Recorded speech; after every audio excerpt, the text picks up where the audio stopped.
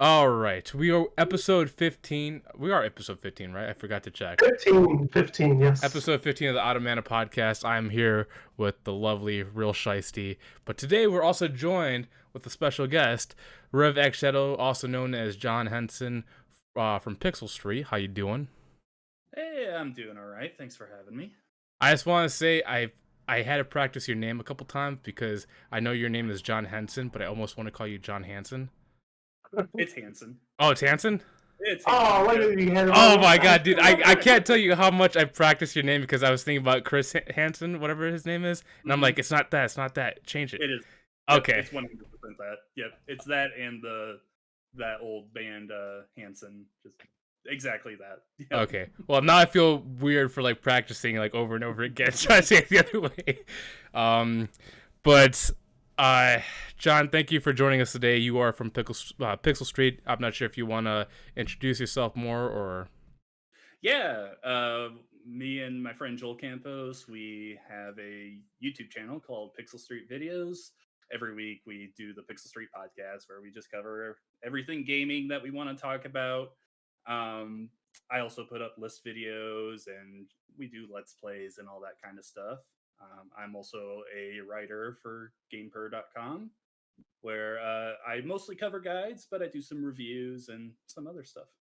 And I have to say that those reviews are pretty detailed, or at least the Pokemon ones are detailed. You've helped me capture a couple of them already, so All right. I appreciate you doing that. So with Pixel Street, I know we're talking about this a little bit earlier, but how did you get into Pixel Street, and what made you want to do podcasting? Well, for the longest time, I've been into like the whole YouTube scene for a while. Like I have my favorite YouTube channels and everything, and I was like, man, that's just really fun. I'd really like to do that. And when I actually started writing, I was writing for a website called That Video Game Blog, and that's where me and Joel met because he was writing for there as well. And he had already been doing the Pixel Street podcast, and his friend that was working with him at the time backed out, and he's like, "Oh, hey, this guy, he likes Xbox games. I'm gonna get a hold of him," and I just never left.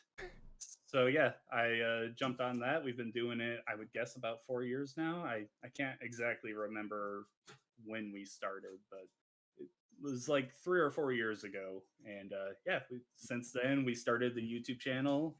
I think we're a little over 300 subscribers at the moment. We've had some good videos, I think, and yeah, we just enjoy doing it every week. I will say Yeah. that I can confirm you guys do make good videos. Like I love watching the live streams and the dual perspectives, and also how you guys share what you're watching as well. I thought that was really cool. Like I enjoyed your guys' live reactions for the Game Awards, and I also really enjoyed your opinions on Pokemon Scarlet and Violet. Yeah, that was a well, I'm sure anyone who's played it knows that it's pretty hit and miss, but at least it hits good when it does hit. But man, when it misses, oh boy. Yeah. So next couple questions. What would you like to achieve with Pixel Street, and do you have a dream goal? I mean, in all honesty, the Pixel Street thing I do just for fun. If we ever get to a point that I start getting paid for it, that would be amazing, obviously. But at the moment, all we are looking to do is kind of amass a bit of a community. We have a Discord channel that we've gotten quite a few friends in, and there's some other people that will jump in there. That we all just talk about video games whenever we want. Me and Joel will post news stories in there and try and get people's opinions. We've got like a whole channel in there dedicated to just people showing us their dogs and food. It's just kind of a whatever thing. We for a while there we were doing a monthly community gaming night called Pal Party Nights. Wait, Pal Which, Party? Pal Party Nights. Yep. I don't think I've heard of that game. Or that was the name of our community night. Oh, okay, I got you. Yeah, we would play like Halo Infinite. We did some Mario Kart, Among Us. We would go all over the place. One night we even did. I don't know if you've heard of it. It's just a game called Werewolf, which is kind of like Among Us, but it's not a video game. No. I don't think I have. No. We have a let's play of it, and it's a ton of fun. But yeah, I just want to see the community grow more and get more active. Mhm. Uh, but yeah, I do it just for fun, in all Cool. honesty. Honestly, that's like the best way to do it. Awesome. Like that's the reason why Steve and I do. Like I know, I don't think we've actually talked about this on the channel, but I know like one of my goals is if we do somehow like gain some popularity. Obviously, the community is always the best part, but I think for me, I would love to highlight like talent that doesn't get the recognition they deserve. I'm pretty sure, you as a podcaster and also as a writer, you see people that do a lot of great work and they just don't, for some reason, don't get their, I rewards. do. Yeah, Yeah. they're due. They just get overshadowed by other people. Yeah, it that's you really have to enjoy doing this stuff if you want to get into it because like I said, right, our YouTube channel is over 300 subscribers right now, probably about You're close to more than 400. I think you're 371 from last time I checked. ooh, So you nice. guys are getting there. Um I th- I think we hit 100 a year ago. So like the first couple of years was just like a lot of nothing. That's some really good growth, though. Yeah, it is. Yeah, you got to get lucky. Some of the stuff that you put out has to hit really well. Mhm. It's the same thing with my writing. Really, it's just really focused on hey, who's gonna see all this stuff? How do I draw them in? How do I keep them in? Because I don't want them to just click on the video and be like, okay, I'm instantly bored and get out of there. So So do you find yourself writing guides that for games that only you play, or games that are kind of on the rise in popularity? Like, it how depends do on you how do you choose that? sorry, it Okay. depends on the situation. While writing for GamePer, we have a whole team, and it's growing all the time. We we have a Trello board where all of our editors and stuff will put up topics for us. If we've got nothing to do and we're interested in something, I'll put my name on it, claim it. Hey, I'll have this done in an hour. Put it up like that. Gotcha. Um, I've been writing for them long enough that I have a little bit more of I guess, a little more push in like what I want to write. Yeah, So, aren't you like a I, senior writer for them? yeah, I'm a senior contributing writer. I'm not actually hired on full time for them yet. I'm still a freelance writer, but I've been working with them for over 3 years now. So I've spent quite enough time there that I've earned some trust with them to be like, hey, so Overwatch 2, I'm a big Overwatch fan. And when that was coming out, I was like, hey, I really want to try and push this into one of our more core titles that we cover. So I've been doing a lot of Overwatch work lately. Some of it has done well, some of it hasn't. It's just a kind of a dedication thing to try and build up our viewer base for that particular game. Good job. Yeah. Cool. So I know you said, obviously I'm taking this off of a video that I watched you guys do recently where yeah, how you said GamePro kind of has like these message things where you just claim and you write it. Mhm. Um is there any time where that's annoying cuz I know recently you were writing up until like 10 p.m. and then the Xbox and all that stuff thing came out and they pinged you on to write it and you were like I got to stay up later. Do you ever have any like difficulties with like writing off the spot just because you get pinged on and you just have to make a quick article? Um, in in most situations, I really don't have to worry about that. Being freelance, it's very much whenever I'm available, I can write. It just happened that I got pinged in a message, so I was like, "Hey, okay, I can jump back on and do this." I'm a night owl anyway. I go to bed very late, and I don't wake up early enough. In all honesty, so I spend a lot of time just kind of looking through stuff late at night, and if news needs covered or something, I can usually hop on and cover it if no one else is around. So, what got you into like writing, and also how did you even come across GamePro? Because you said you were with another writing place, right? So how does Yeah. that transition?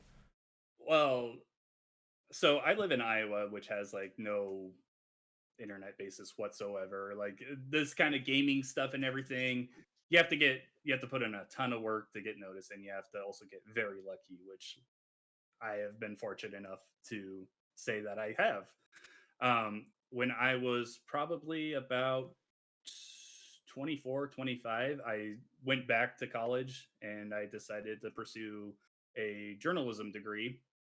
I had already dropped out of college 2 times before that. Once was after my daughter was born and everything. So I was just finally like, you know what? I'm going for it. I'm going back in. I have to get something done. I hated the job I was in. I was at the time I was probably working on cars, and I'm not a car guy at all. So I started out there. When I got close to graduating, I started writing for a website called That Video Game Blog. Wasn't getting paid or anything. I wrote there for probably about a year. I already mentioned that's where I met Joel and everything. From there, I started looking out because I was more interested in getting paid for this stuff because I was putting more time into it. I came across another site called Culture of Gaming, which is an Australian based website. They also didn't pay me, but I got more recognition there. That's where I started to cover bigger games, like games that people actually know about. Like one time our site was mentioned in an Assassin's Creed comic or something like that. And it was like, Wait, you got mentioned in an Assassin's Creed comic? not me personally, but our site did. Someone else had like wrote one of those. Oh. Like when you write a review and Yeah, then it gets a popped game up. or something, they'll put it on there. We did that, and I was like, oh, that's really awesome. Yeah. So from there, I was like, okay, I really need to start finding a job that I actually get paid for. Mm. And I started doing random contract work, and just nothing was really sticking. And I came across GamePer.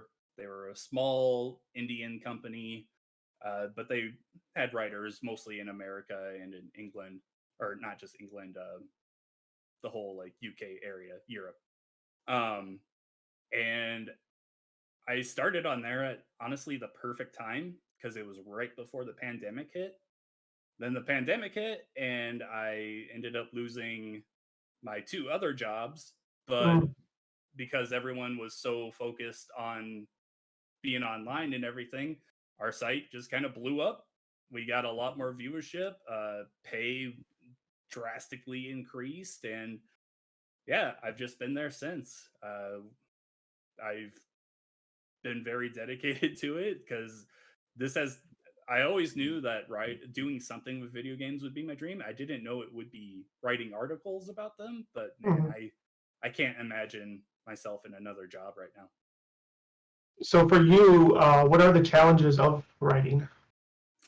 Um, I maybe the most challenging thing is the misconceptions that people get on the outside, dealing with those.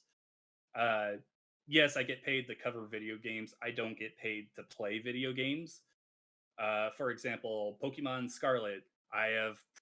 If I were to look up my time played in it, I'm definitely over 24 hours put into it. I've probably only actually played about 8 hours of it because the rest of that time would be me sitting on the map, getting notes, showing where I need to go for all these guides and getting all Mhm. this information and Mhm. actually just writing the articles. Um, there's a lot more time spent in actually writing than playing the games in some Mhm. instances, not all the Mhm. time. But Mhm. yeah, it's probably that. People think there's also a thought that you should just know everything you're talking about, which we're human. That's No never one gonna truly happen. knows. We're gonna mess up. There's gonna be things that are wrong. Little typos. I've had someone attack me on Twitter because instead of when Mario Golf Super Rush came out, I had a typo where I put Mario Gold instead of Mario Golf. And Mm. Mhm. man, this guy, I looked at his Twitter page, and it was all just him going after different writers across websites. Like I was like, how are you finding all of these? Like he was just That, specifically looking for all these typos and yeah, just that was his attacking job. people. It's Yeah, it's either that or he's jealous of writers that are actually succeeding, and he's going after them because he can't succeed himself. I guess it was ridiculous, and then it like went on from there because I blocked him, and somehow he got my email and started emailing me, and I was like, Wow, "Dude, what are we doing He was here?" a that's next level sad. stock. Yeah, That is sad. that was more ridiculous, but yeah, I maybe I'm just used to my job by now, but I don't anything that I would think of as a challenge. I I look forward to these days. With the holiday season, we're very busy covering these big games, and uh, I've got reviews and all these guides and these games, and I don't always get to play the game I want to play. For example, God of War Ragnarok, I had to wait quite a while to get to that because I was more focused on other things. But it's I don't know. I just don't really see anything as like, oh, this is actually tough on me. So I know you're saying how you played 24 hours of like Pokemon Scarlet and Violet, but you really only played 8, and the rest of it's just writing. Because you have to write these guides and these reviews, does it ever take away from your experience of just enjoying games, or are you still able to enjoy them while also writing? I think in general I'm able to enjoy them. Um, I do find myself thinking more critically about games now than I used to, even if it's a game I'm not reviewing. Well, I mean, you Um, have to because your job. If you don't, then people are like, "Why am I even reading yeah, this?" yeah. So yeah, I think the bigger thing there is playing a game I don't want to play and having to put more time into it. Joel likes to bring this up a lot, but I despise the game Balan Wonderland, or is it Balan Oh, Wonderworld? yeah. That is that because of just bad gameplay, or because of the creator from Sonic going over there and doing some shady stuff? Yes, but mostly the bad gameplay. I'm a massive Sonic the Hedgehog fan, and it's very disappointing to see what Yuji Naka has been up to. But yeah, no, I do not like that game at all. I think it is awful, and I had to put quite a bit of time into that game, and I really came out a lesser man because of it. I think I might have lost a little sanity playing that game. Well, Luckily, though, I do have some input on what games I have to cover and everything. We're not told, hey, you have to cover this game no matter what you do. It's, hey, can you do this? If you can, awesome. We'll see how it does. If it fails, hey, you don't have to play it anymore. So, yeah. So, maybe this is another question. I could be reading it wrong, but didn't you? Well, because you've been your success as a writer has been growing recently. I've noticed that you also got a review copy of Sonic Frontiers, and you're able to review Mhm. that. Is Yeah. that something um you enjoyed, or because it's a review copy, did you just have to force your way into that? How did you feel about that one?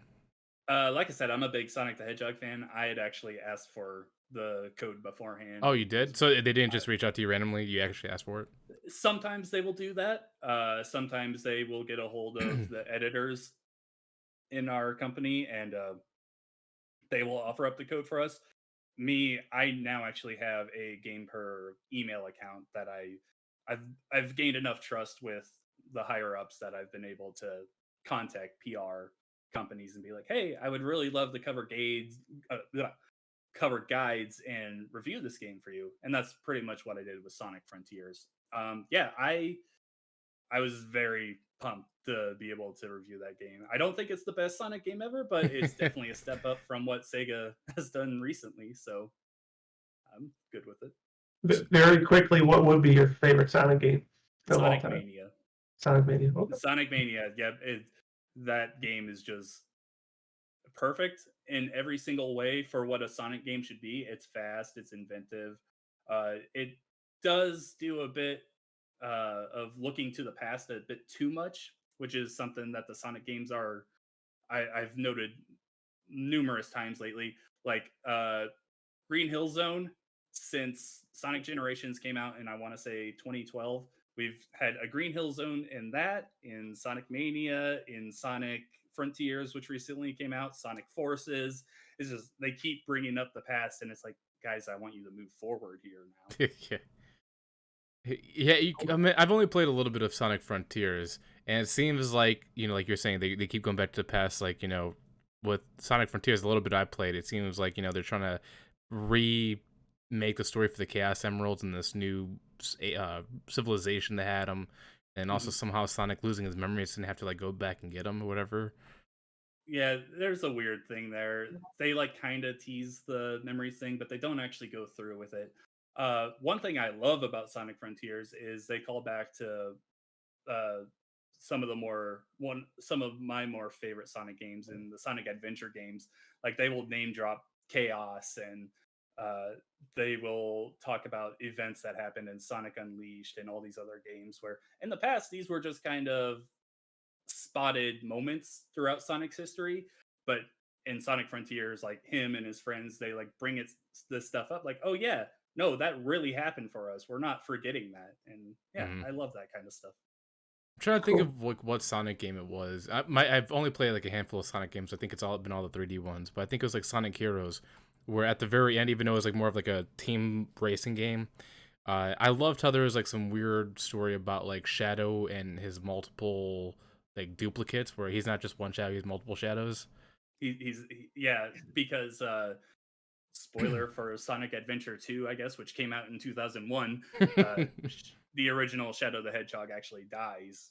So that Shadow in Sonic Heroes and the Shadow nowadays is a clone. And you actually arrive in an area where there's just a whole bunch of Shadow clones, which is pretty cool. Yeah, I've always thought that was cool, and I'm surprised they haven't like did more of that like later on, where they just keep adding to the part. And this next question, it might be a bait, and feel free to ignore it if you want. But I know you have good relationships with GamePer, and I know you love writing for them. But is there any like writing company that you would love to work with in the future, or at least collaborate with? Well, I am a freelance writer, so I can say whatever I want. Okay, you don't have Um, like it won't damage your reputation. Okay. no. Um, I think I would love to have one article at least published on IGN, just to say I've done it. Because I've got a lot of friends that I've met in the through networking and stuff that have put in some great work, and some of it's gone on IGN, and I'm just like, man, IGN is just always like, I know everyone loves to give them shit, and they do some shitty things. Like I like to give them crap too. just yesterday, they laid off a ton of workers on the day of the Game Awards right before Christmas. That's awful. Mm. But just to say that one of my articles got published on IGN would be really cool to me. It would be very surreal. Um, Another one would probably be Game Informer, Oh, which that'd be a good one. another thing. I would grow up getting Game Informer magazines, so just to Mhm. say that, hey, my name's on Game Informer, that would be awesome. So how do you? Um, I'm sorry. Go ahead. yeah, no, it's fine. I wasn't really going anywhere. I was gonna say like, how do you feel? Like you were saying, Game Informer. Like I love reading Game Informer as well, especially like their physical magazines because they put a lot of effort into making it clean. The look is fantastic. The pictures they put with it and the text. It's just a very clean magazine. And how do you feel about like writing digital reviews versus like physical paper reviews? Well, I've never done the physical route because magazines are pretty much dead nowadays. Yeah. But I the digital thing is just so easy for me. I don't know what goes into making a physical magazine. I have one of the um, writers for Gamer, Jamie. He recently started writing with I can't remember what they're called. Ninty Fresh, I want to say is their name. It's a magazine that they started in Europe that they have like a Patreon and they print out magazines and send to people. I'll have to definitely look into that because that's I mean, there's obviously a lot of people that enjoy collecting physical things. I'm one of those people. Yeah, I'm not that way with like games or anything anymore, unless it's like Nintendo 64, GameCube day stuff. Mm. Uh, Magazines, there's a bit of nostalgia there for me. Like I said, with Game Informer and GameSpot was another one, I think. Or wait, was it GameSpot? No, it was Because GameStop is the one that owns Game Informer. yeah. GameSpot is a different company. They had EGM at one GameSpot is point. another online one. EGM was the one. I can't remember. I used to get quite a few magazines back in the day that I enjoyed reading. So do you have a favorite article that you have written? I'm glad you said that. Oh man, I can't. Like, yes, we're making you pick your favorite child. Yeah, I don't really. I don't know. I guess I just never really look back on my work. Really? Maybe that's a So- bad thing. So you never like finished one. You're like, oh, I fucking love this one. No, No. there's that. If anything, there's times where I'm like, I wish I would have done that differently. So for example, I reviewed Back for Blood when that came out in 2020. I want to say is when that released. Maybe it was last year. man, I don't know, time, right? Mhm. Um, I remember reviewing that and I gave it a 9 out of 10. And nowadays, I love it even more. I think the Mhm. work that they've put into that game since release, all the DLC stuff that they've put out, is absolutely great. If you're a fan of Left 4 Dead or anything like that, Back for Blood is amazing. Uh, I think 9 was a little too high of a score to give it then. I probably nowadays would give it like a 7 or an 8. But yeah, I don't really think of, I don't know. I guess I'm always just looking forward to the next one. I'm like, okay, I put this out. This is awesome. And I don't dwell on it anymore. So Realistically, if that's you probably the did, best way to go because you write a lot of guides. I do. I try to get at least 10 a day done, which by the end of the month, I get a little under 200 done. I would like to output more, but yeah, it's always kind of I'm done with this one, on to the next one. What were you gonna say, Steve? Before I cut you up? I forgot already. Oh, sorry about that. I didn't mean to like. We were both talking at the same time, and I didn't mean to like cut you off like that. Um, so going back to like what would you like to you said you'd like to be with IGN. Is there any, as a writer, has there been any like what do you call them, writing companies, I guess, that you just despise because of their integrity being so shady? Like, I know, for example, I used to read Kotaku all the time. I'm not sure if you ever heard about them or read about them, and they, for a time, they might have been good, but now it's like they just toss out these random headlines and they do no research at anything they talk about.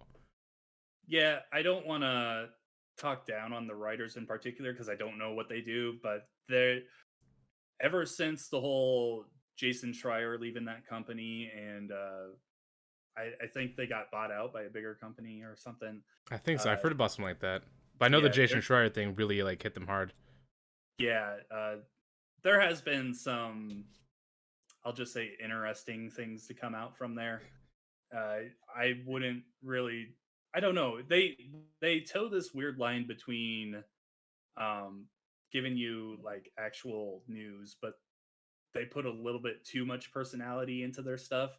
Where like I swear there was one article I saw recently where the writer like straight up, like, what did he called the audience something in his Oh, article, and it was like, don't you fucking do this. And I was like, I can't imagine putting that into an article that a lot of people are going to see.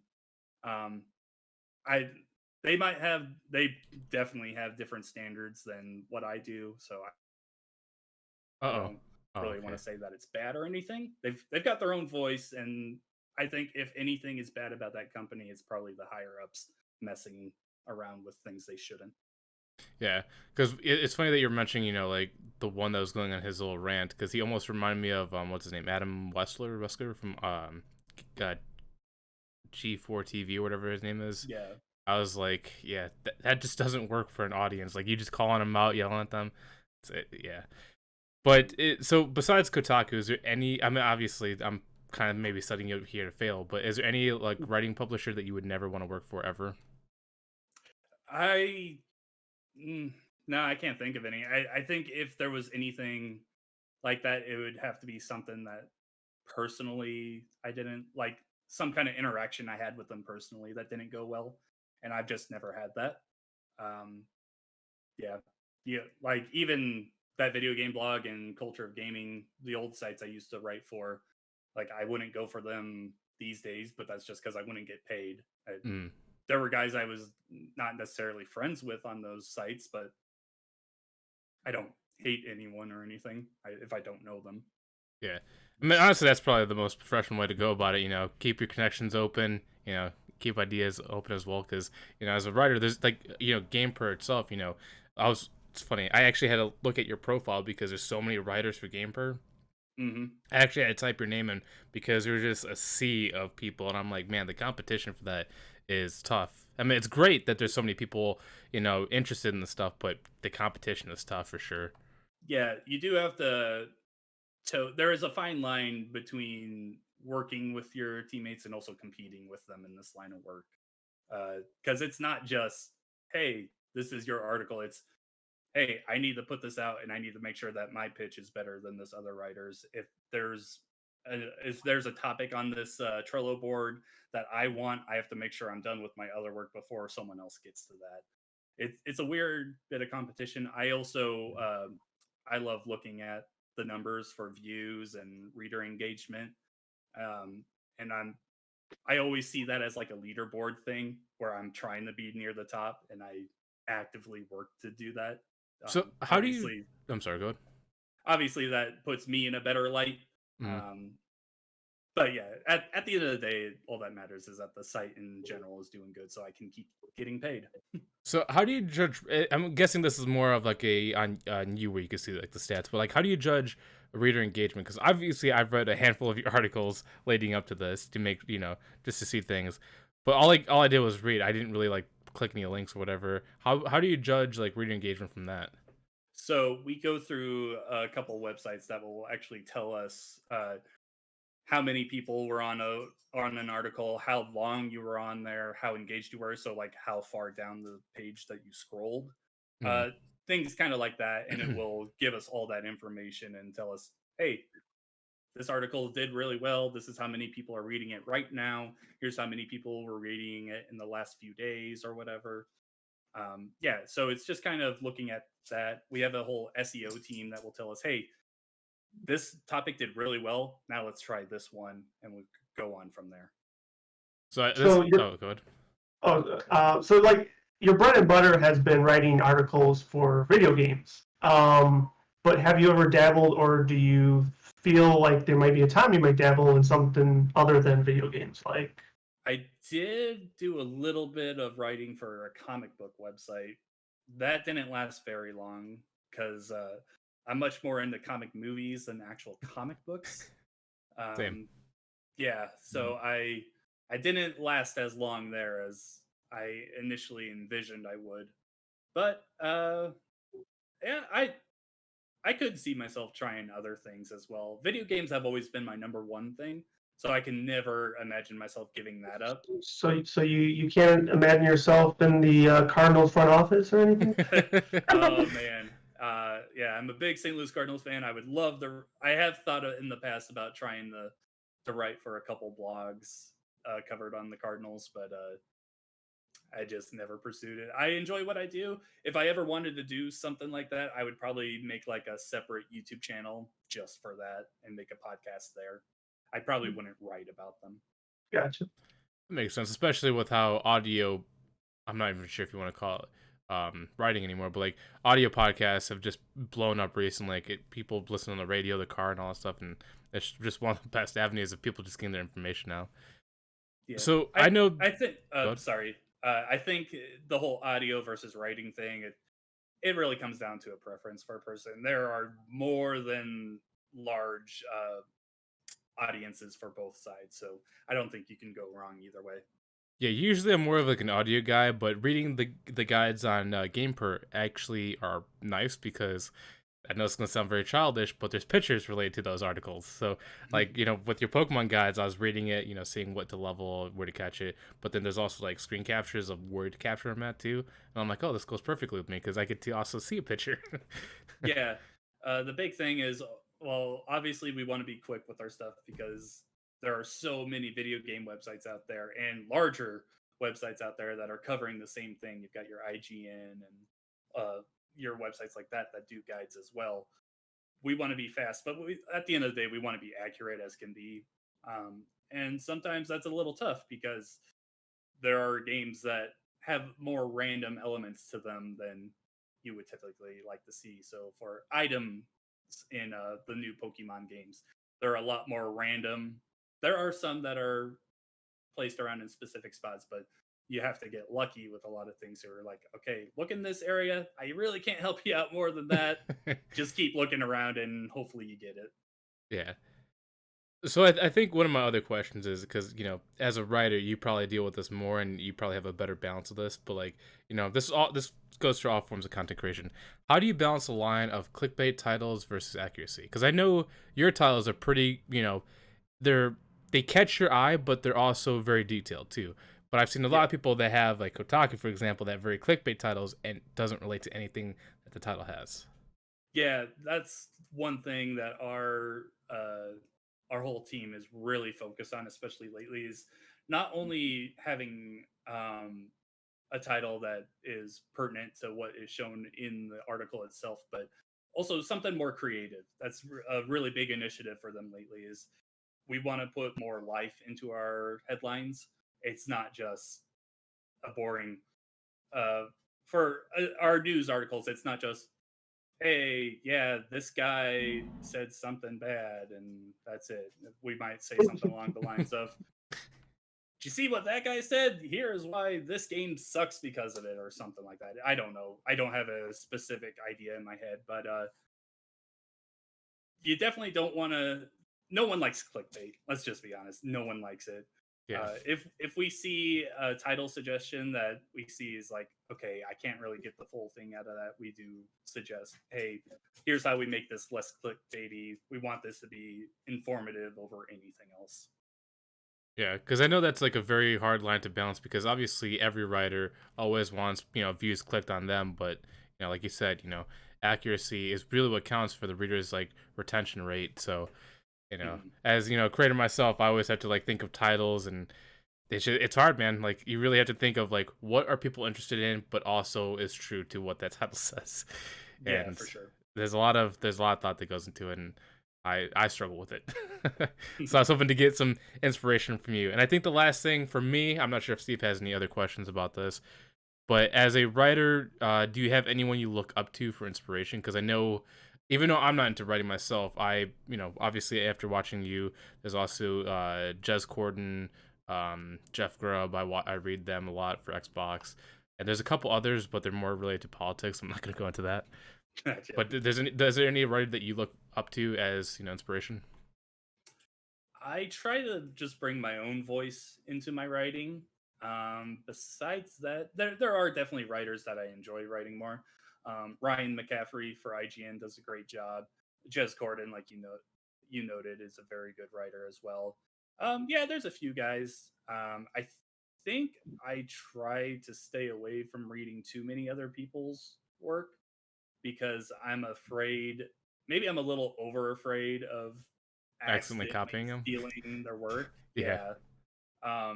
So I think I kind of tend to watch more videos than I do read articles myself. Yeah, I don't know. Maybe that's just a weird thing. That's actually probably smart because subconsciously you can accidentally copy someone, even without you doing intentionally. Yeah. That's why I don't watch Josh stream. Yes. I watch him stream, though, because I got to figure out how to be cool and awesome, though. I copy the real Shiesty all the time. Yeah. Alrighty. So, yeah, no, that's all. I don't have anything else to add on to that. Yeah, I know I feel the same way about I do writing, but not like you do writing. I don't never wrote articles or anything, but I've dabbled with like sketch writing and stuff like that. So to your same example, like I really refrain myself from consuming a lot of stuff too, because I exactly what you said, feeling like I don't want to even get some subliminal thought in my mind that I'm going to steal something on accident.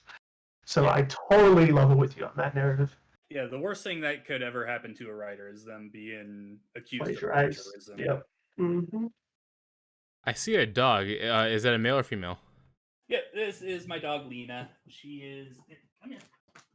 Ugh. She's my cutie. Australian Hello, Lena. husky. She's a little mad that I'm not playing with her right now. She always wants. I'm a little happy there, but that's because you just picked her up. Yeah. She.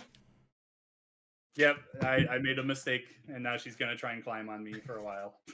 It's funny how dogs just want to gravitate to you. Like, I always have my door closed, but when I had a dog, my dog Gabby, if I ever close that door, you would hear her like just thumping against the door, just so I know she wants to come in.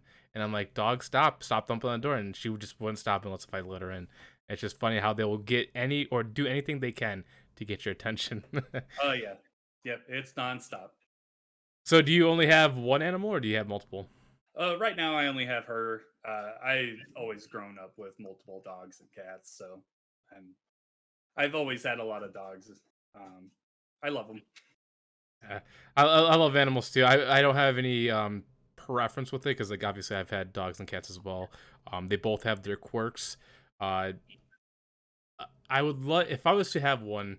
I would love to get a husky. Unfortunately, I have really bad allergies, so a husky would be bad for me. Yeah, that would be rough. Yeah, her hair is a bit too much. My daughter has allergies, so it's a little rough there. But yeah, huskies, that's a lot of cleanup as well. Yeah, they're very Um, energetic. Take a lot of walks, but they're just they're most they're like the most beautiful creatures. And like obviously corgis are just cute and weird, so I like them yeah, too. my aunt actually breeds corgis, so I had a lot of them growing up. I've Hmm. had Chihuahuas, I've had Rottweilers, so from the smallest to the largest, I've seen about them all. Cool. Cool. Yeah. Hey, I know you said you've had, cats and dogs. Have you ever had like a cat and dog together? Because I know I have had a cat, dog, turtle, and a bird that somehow all agreed in unison to like Oh, not neat. fight each other, and they would all play with each other. It was kind of weird seeing how them cooperate. Yeah, growing up, I had multiple cats and dogs. The cats would just kind of be on their own. Um, Never really had any dog that would attack the cats or anything. I've had squirrels before. Baby squirrels got knocked out of a tree, and my mom raised them like they were newborn. They didn't have their fur or anything, so we Mhm. nursed them to health and then let them go. That was really cool. Um, it, I, I had always had this preconceived notion that squirrels were very tidy because hey, they grab nuts and they pack them places. Squirrels were the most messy animals I have ever seen. They just fling stuff everywhere. It was insane. But it was really awesome just having them like climb up all over you and they would jump off to places. It was a lot of fun. Man, I don't Cool. think I think you might be the first person I've ever heard had pet squirrels. Like obviously I've heard gerbils, was it a kinkajou and all that stuff, a monkey. I know somebody that had a monkey as a pet. And I'm like, I That's don't know awesome. how they keep it in there, but the fact that you have a squirrel, you're the first person I know that has a really common animal pet that somehow isn't, or sorry, a very common animal that nobody usually associates as a pet. I think that's pretty cool. Yeah, I've heard a few cases of that happening around here in Iowa because it's mostly farmland. So I've like heard of people having a raccoon as a pet. Um, there's a lot of horses and stuff as well around here, so that kind of stuff. There's also people that will just like bring a pig into their house and just have a house pig. I've seen a lot of those too. Hmm. A raccoon would be a fun animal. The only problem is that you just can't get a random one off the street. Yeah, I would not recommend that. So man, this is completely just the talk of animals. So with the squirrels, did you ever have any like trouble keeping them in the house, or were they just always well trained? Uh, well, we didn't have them for too long. I think we let them go within a year. Oh, okay. But by the time that they had grown up big enough to like explore and everything, we had our laundry room had like a dog cage in it, Hmm. and that's where we would keep them. It was a big dog cage, so we like set up a thing for them to climb around on stuff in there as well. Um, so they had fun with that. When we let them out, it was always they were climbing on us and everything. So That's pretty cool. Yeah, mhm. man, that would be cool to like just witness squirrels being like, tamed. Do you um, Yeah. still like take them to like the vet at all to make sure they're like growing healthy Uh, or no? at the time, I was a teen, so I didn't really take care of that. If my mom Gotcha. did, she would have. I don't Gotcha. know personally. that probably Gotcha. would have been difficult because I know, at least in Chicago, there's certain animals that vets don't take in because one, they are illegal. Like, for example, I had a dove. Like you said, you rescue the squirrels off the street. The dove somehow just got injured, and we saved it, and we tried to bring it to like a healthcare, but because in Illinois they don't take those animals, we couldn't bring one to get checked out. So it's like we had to do it ourselves. Gotcha. In Iowa, I think there's a little more leniency with that stuff because there's so many farms around here. So Mhm. there's like vets dedicated for like horses around here and just hogs in general. So I would imagine that they would take squirrels. I don't know. I love the way she's looking at you. She's like, "Please She give me love." Yeah, she always wants attention. She always wants to play. If I had her toys out right now, she would absolutely be bugging me the no end right now. And how old is she?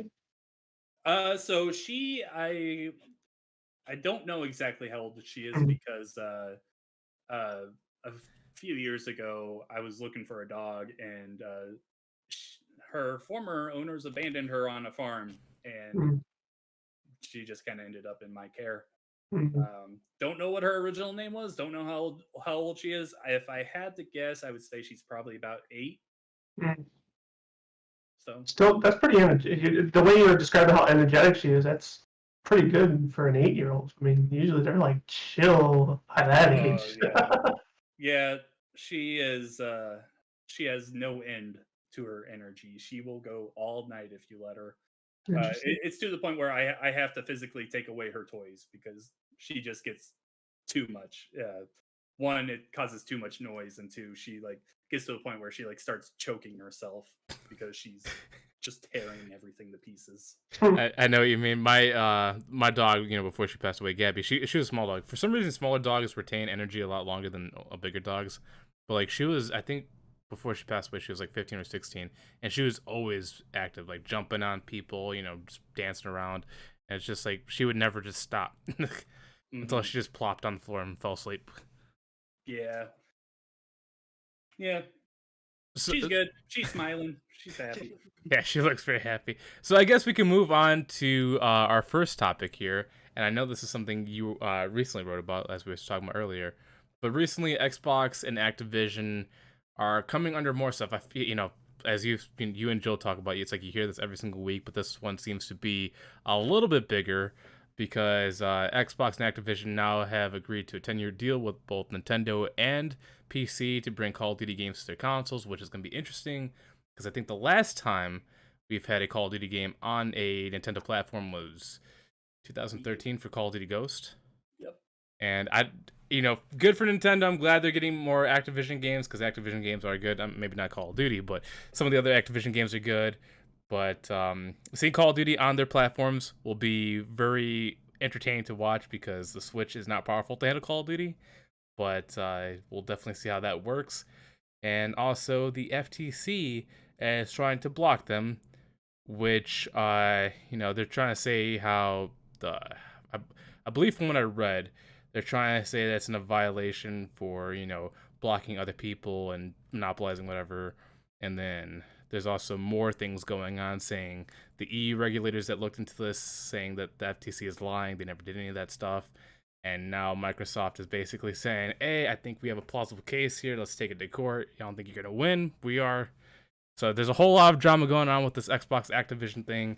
And it's almost like basically the drama of the year that just never stops. Yeah, that's definitely the case with anything Activision related these days. It's just wherever you look, there's going to be drama, but this is pretty big. Um, Starting with the Nintendo thing, the thing I like to point out to people is that while Phil Spencer said that he was bringing Call of Duty to Nintendo, he didn't say specifically what ones. So I think there's going to be some re-releases of past games on there. Who knows? They Good might thought. actually find a way to work into the next Black Ops or whatever comes out. But I would be very surprised if we didn't see something like the original Modern Warfare games or Black Ops games making a comeback in a remaster, which people love anyway. So might as well bring them there. You make a fantastic point because obviously you're saying Modern Warfare Remastered 1 and Modern Warfare Remastered 2, just the campaigns. That probably is like the testing point. They just want to see how people like it, and it turns out to be really well received. People do like it because realistically, multiplayer would not work, especially crossplay for Nintendo Switch and all that stuff. But like you said, if they bring out the single players, that could probably work to their advantage. Because I'm not sure if you played any of the Call of Duty games on any Nintendo product, but I think the last one I played was Black Ops 1 on the Wii. And Zombies was actually kind of fun because the maps were actually altered a little bit to fit the Wii. And so that means you got certain special guns that you don't get in the other games. That's interesting. I am a big Zombies fan, but I never played those. I would rather they stick with what other people get because I think they could make the crossplay work. If it works in Fortnite and all these other games on Switch, I'm sure Call of Duty could make it work as well. My thing is just getting a game that isn't so drastically worse than the other ones, because that was the deal with the Wii and Wii U games. Is not only were the Nintendo consoles not that good, but the online services were just dreadful at times. So The online service still is dreadful. That's the Yeah, problem. it hasn't it's still evolved. not great, but it's at least a lot better than it was back then. Yeah, it is a lot better than for sure. But Yeah. still So has lots of strands to go. yeah, I always want to see Nintendo get better in the online area. I think that having Activision and Xbox working dedicated on Call of Duty, I think that they could make it work. But it's just there are going to have to be sacrifices in some areas. They might, and if they do end up bringing out newer games for this stuff, it will likely have to be something that's cloud based, because that's how a lot of third party games get on the Switch. But also, we don't know what Nintendo's next console looks like. It has been we're getting close to 6 years since the Switch released. At this point, there's got to be a new console at some point in the future within the next couple years, I would guess. Oh yeah, 100%. Like, I'm not sure. I feel like I've read this somewhere. Maybe it was like 2 years ago. But doesn't Nintendo and Xbox have a unique deal with their cloud service where xCloud is actually being integrated with Nintendo to help them with their streaming service? No, that's actually Sony, and it's not. Oh, with the xCloud. Azul thing? It's Azure. Azure, yeah. Azure. Sony has a deal with them that they're working with Xbox, with Microsoft's streaming stuff. Okay, yeah, because I knew there was like some company that was using Xbox their stuff because it's just so advanced, and there's like they just had to take advantage of it. But maybe this would be an opportunity for Nintendo to get on this too, because let's be honest, their cloud sucks. I played Kingdom Hearts 2 on the Switch, and even though it probably ran a little better than running on like the actual hardware, it still was really bad. That is a game, the Kingdom Hearts collection that they put on the cloud on Switch. I cannot believe that they didn't make a full version for Switch. Yeah. Kingdom Hearts 3, I understand, but that collection, no. Those are PS2 games. Those definitely could have ran on Switch. And the funny thing is, like, as you're mentioning, is like when they brought those versions out, the 1.5, 2.5, it almost played worse than the PS3 remake versions. And I don't know how that even happened. Like, the Switch is better. Like, I'm not gonna say it's more powerful than the PS3, but it should be a little better than the PS3 graphic wise. I would say it's probably a little more powerful than the PS3. I don't know.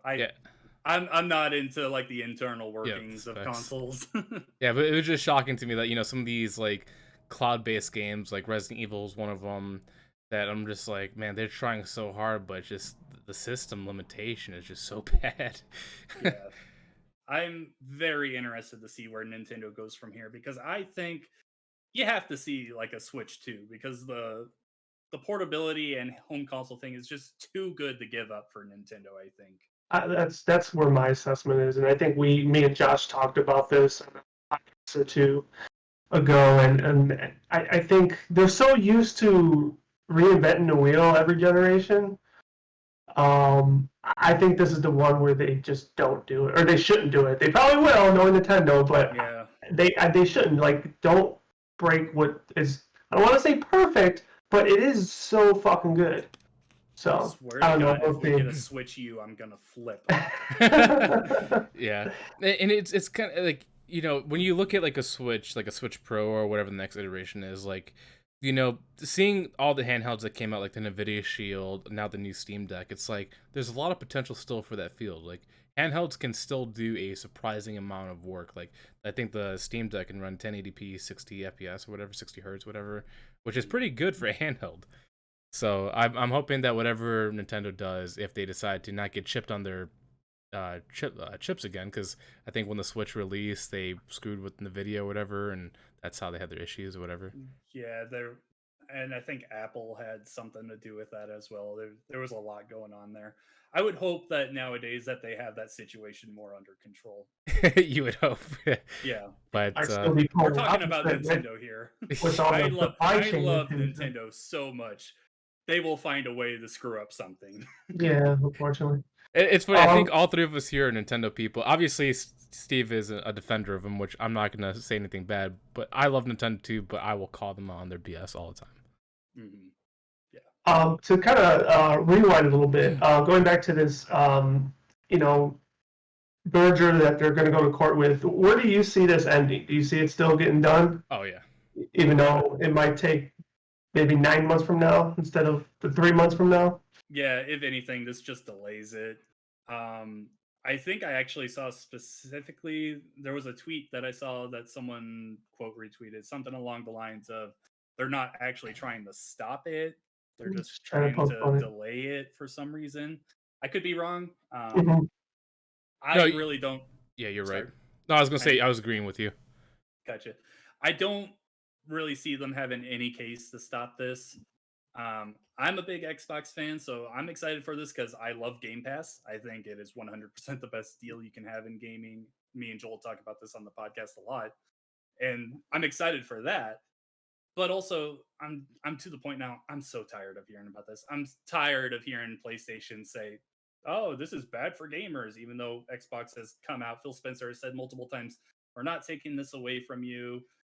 Yeah, that happened with Starfield on the Bethesda thing, but you still got your Deathloop and Ghostwire Ghostwire. Tokyo Hmm. exclusives on PlayStation a year before they come out on Xbox. I think Xbox has handled these situations about as perfectly as they can. I'm a big fan of Phil Spencer. I love the work he's done since he became head of Xbox. And I trust him to keep doing the right thing. And also, the biggest thing for me is get Bobby Kotick out of Activision. Like, Yes, that guy needs to go 100%. give me a new leader for Activision and Blizzard, and just get things at least pointed in the right direction.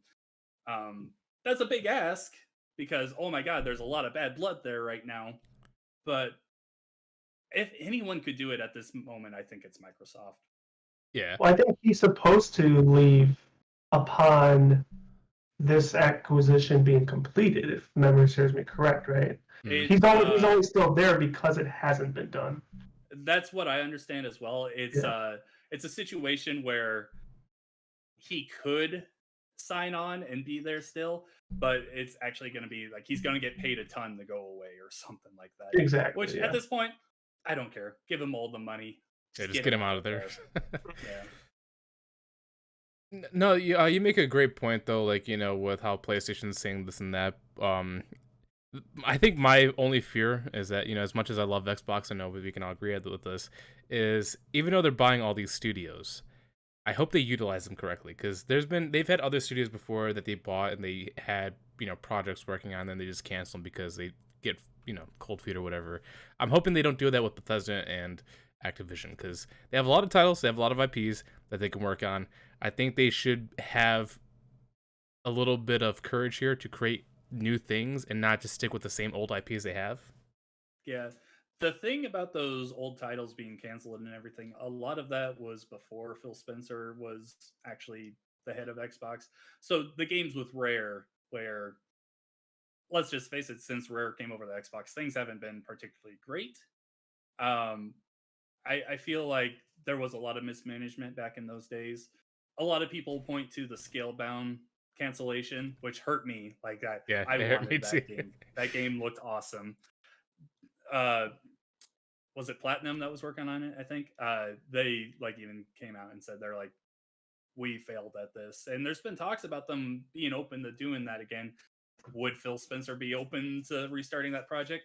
I don't think so. I don't know why anyone would, but there's potential there. The thing I love hearing is when the Bethesda deal went through, they were very specific about we're just the heads of these guys. They're still going to work on their projects. They're still doing their own thing. Todd Howard's working on an Indiana Jones game, even though, in all honesty, I don't care about Indiana Jones. And I don't know many people that do that weren't born before the 90s. It's funny. I am a fan of Indiana Jones. The movies, games, I haven't played a good one yet. Yeah. If anyone's going to do it right, Todd Howard could probably get a good one going. But yeah, I'm very excited to see the future for Bethesda and Activision and Blizzard and all these things. Yeah, maybe that's bad of me to say, being like, "Oh, these big companies have some really exciting things to do," and it's bad that I'm not like all gung ho on them being brought down or anything. But I don't know. I guess I'm too much of a consumer to be like, Yeah. I can't look at the situation and be like, yeah, no, that's really cool. I want that.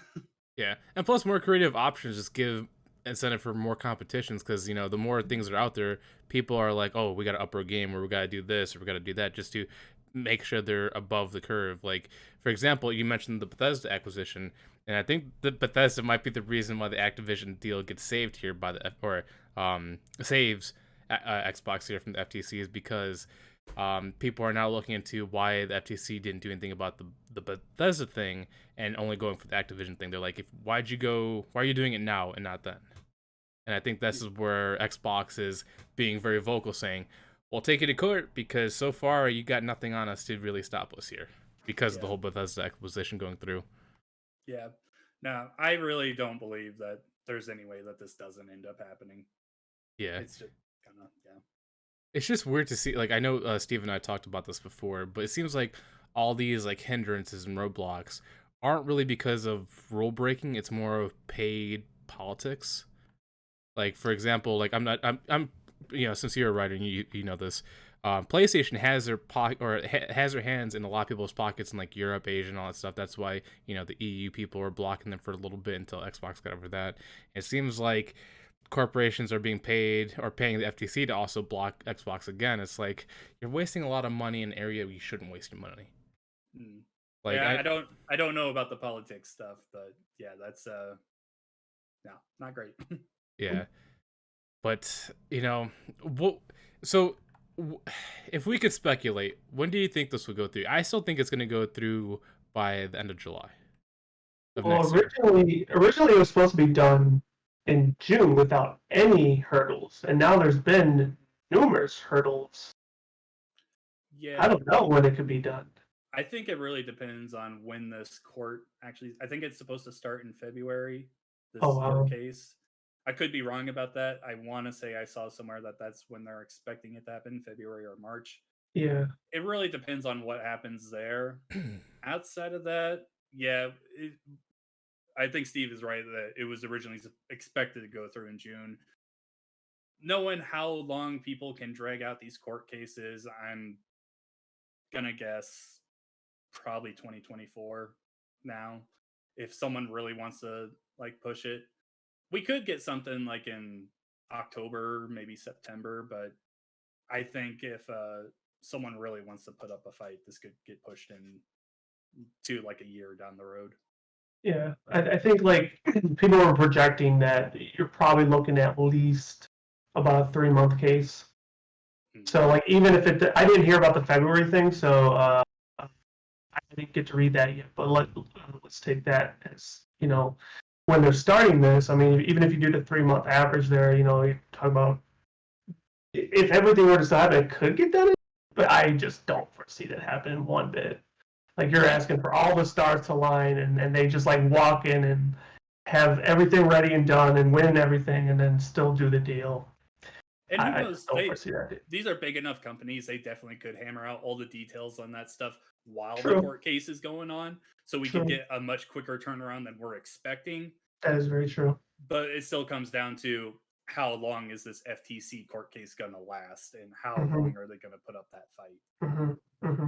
Yeah, my personal opinion on this is obviously I don't know the legal things, but according to the confidence of Xbox right now, if this goes through, and I do remember hearing something about possibly being Q1 of next year, which is most likely gonna be February. I don't think this case will be more than 30 days long because Xbox seems like they're ready, like they have their cards already organized or everything already lined up. I really think that the FTC is pushing something that they can't really take on. Like I think something recently the US government did something against Google, and this was supposed to be like a long dragged out lawsuit, and it was done like 5 days. I think that's gonna be like another thing with Xbox where they just have everything so well organized that the FTC won't be able to handle them. Yeah, I'm not a lawyer, so I don't know any of the like details of how this stuff works out, but just from what I know in the past with how long these things can kind of drag out, they can go like 6 months to a year. I'm a little more pessimistic, but I still think it'll get done. Yeah. So it most likely, I think we can all agree that most likely this will be done. Will get delayed most likely, but I think we're all confident that's still going to go through. What would you like to see from Activision Blizzard with this? Because I think, obviously, I'd love to see all of them on Game Pass. I think we all want to see on Game Pass. But I would love to see them revive some old Marvel IPs. I'm not sure if you played Activision back then, but like they made Deadpool, they made some, Wolverine games that were great. I would just love to see them go back to that stuff Yeah, unfortunately, that's probably not going to happen because because licensing with Marvel. Activision doesn't have those licenses anymore. At the Yeah. time, they had an exclusive license to make those. Um, I would be shocked to see them do something like that. That's why you have Sony putting out Spider-Man and Wolverine games now, but they're a lot more spread out now. We just got Midnight Suns and Ultimate Alliance was on Nintendo a while ago. So Marvel is spreading those licenses out. So there's potential for them to bring them back. I would be surprised if they would. I would be more focused on the actual Activision Blizzard properties themselves. Hmm.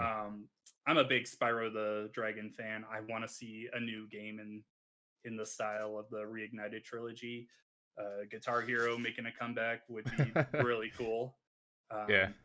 Yeah, stuff like that. There is such a long list of IPs that they own that you could really just go down the entire list and be like, yeah, I want that. World of Warcraft on Xbox would be amazing, getting a console port of that. So there's an MMO on the Xbox, not just the Final Fantasy one that's on PlayStation. And they could totally do that too because they have keyboard support. There's also add-ons that actually show full functioning controller support too. So it's like they totally have that down if they could bring it. It's funny that you mentioned Guitar Hero because I totally forget about that series. I used to play that all the time from like Guitar Hero 3 Legends of Rock to Aerosmith. Do you think if they did bring Guitar Hero back, will they try that Guitar Hero Live again? God, I hope not. Because that was not good. It had potential, but they dropped the ball so hard on that because they tried to make it like a live service game where the songs would keep coming out, but you had to pay like $3, $4 for that, and it just became too expensive. And yeah, the selection wasn't the best.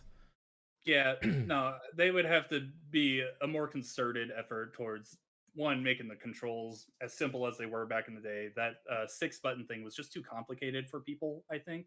The original 5-button thing where it was just all right there for you to go down. That was easy. People could get into that.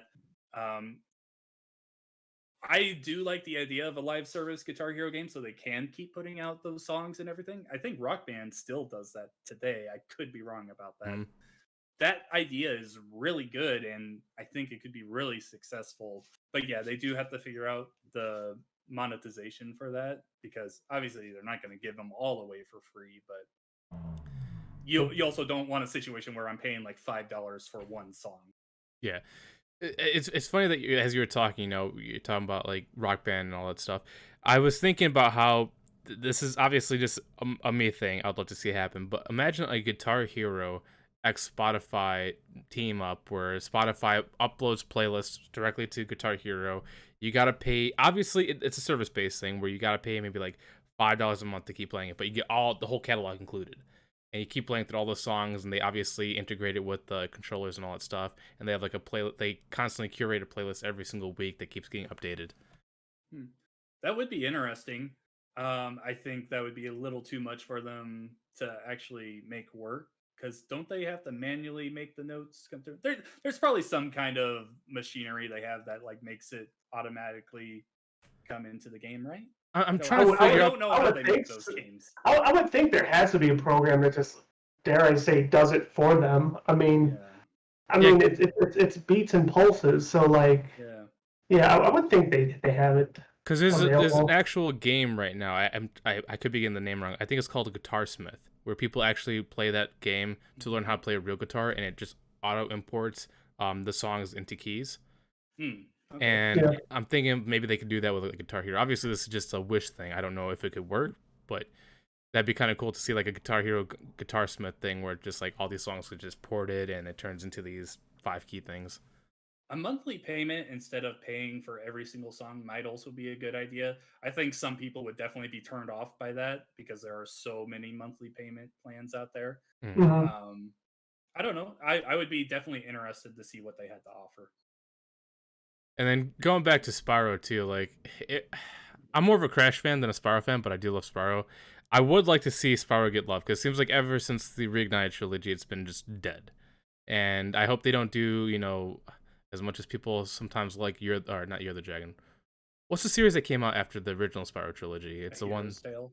Yeah, Hero's Tale. Like that was bad. Hopefully they don't do more of that. Hopefully it's. My hope is that they make a new fourth game, like they made Crash 4, It's About Time, and just completely ignored all those other games that came out during like the PS2 and 360 days. Yeah. That's kind of what I'm hoping that they do.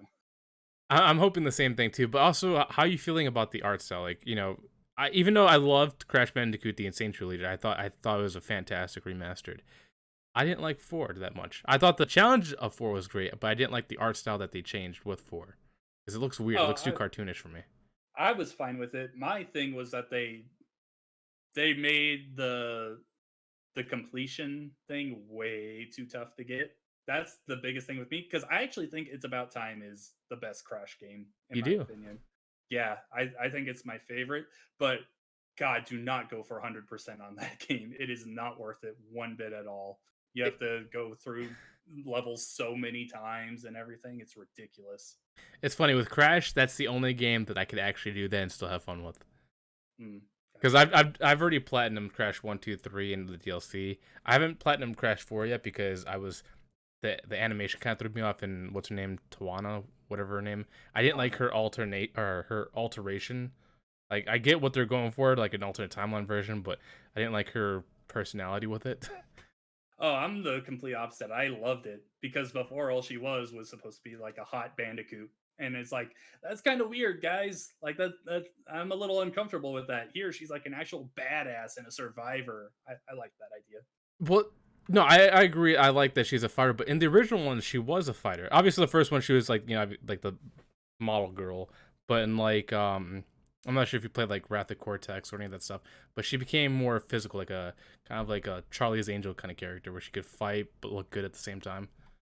Gotcha. Yeah, no, can't say I know much about that, but in the original game, all I know is that she was just kind of the damsel in distress, and that was it. Yeah, the first one, that was definitely the case. But let's be hopeful that there is a new Spyro game. Hopefully it goes through, because man, who made Reignited? Was that Toys for Bob or was that somebody else? It was Toys for Bob. Yeah. Then they made the Crash 4 game, and I want to say they're making, what's the game they announced yesterday? I keep wanting to say Wumpa League because that was the Crash Rumble something. Crash Team Rumble. I think. Team Rumble, yeah. Which I imagine that they're the ones making that. So yeah, I'm kind of looking forward to that because Crash Team Rumble almost reminds me of Crash Bash, and I really like Crash Bash. I don't think you would like it as much if you were to go back to it today. Just gonna say that. Maybe control wise, but I did like the game modes like where you're basically playing ping pong and you have all these different cards going back and forth. Also the dodging of the TNT and the whatever that Hawaiian guy is that's trying to whack you. I like the game modes in that. Yeah, the controls maybe not so much. I'm definitely excited to give Crash Team Rumble a try. Something new, so that's exciting. I just hope it's not as grindy as Crash Team Racing. Like as much as I love Crash Team Racing, the new one. That's a challenge and a half, and they made too much stuff for you to complete to get the trophies. And I hope that Crash Team Rumble isn't the same way. Yeah, for sure. So is there anything else you would like to see with the Activision Xbox thing, or is it just that? I would have to bring up a list. That list is so long of things that they have. So those are the highlights for me. I already have Overwatch, Warcraft. I love, but we've got those. So yeah, we have Diablo coming. Yeah, I can't think of anything more. I know Steve, he probably wouldn't switch even if World of Warcraft came to console. Oh no, not at all. I wouldn't expect someone that put that kind of time on PC to switch to a console, but I just think of like World of Warcraft nowadays. I mean, it's still got to be one of the biggest MMOs, if not the biggest, but it's definitely not as big as it used to be. I think expanding it to console could be a very big opportunity for the series to, I don't want to say gain relevance because it's obviously very relevant. They just had a new update, right? A new expansion that came out. Yeah, exactly. They just had Dragonflight come out 2 weeks ago. I think just the MMO um, fan base per se really has kind of went down. I feel like the battle royal genre is taking a lot of people. The Dota type, League of Legends, like those created a whole new fan base and also take it away from fan bases, or just I wouldn't say fan bases, but a lot of I feel like MMO players went into those worlds. Um, so I think just the overall clientele has just kind of went down, and like you got sheep like me that just sticks around and goes bah bah, and yeah, we're just kind of just chilling. But I know there's other MMOs in the future that I can't think of one of them. Just can't think of what it's called.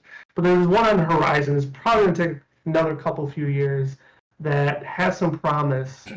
Um, Is that Ashes of but Creation or? I think that I think that's the one. Yeah, that one. Ashes of Creation. Like that one looks really good. But every MMO that's come out since WoW, if I'm just being honest, it's always like, oh, here's the WoW killer, here's the WoW killer.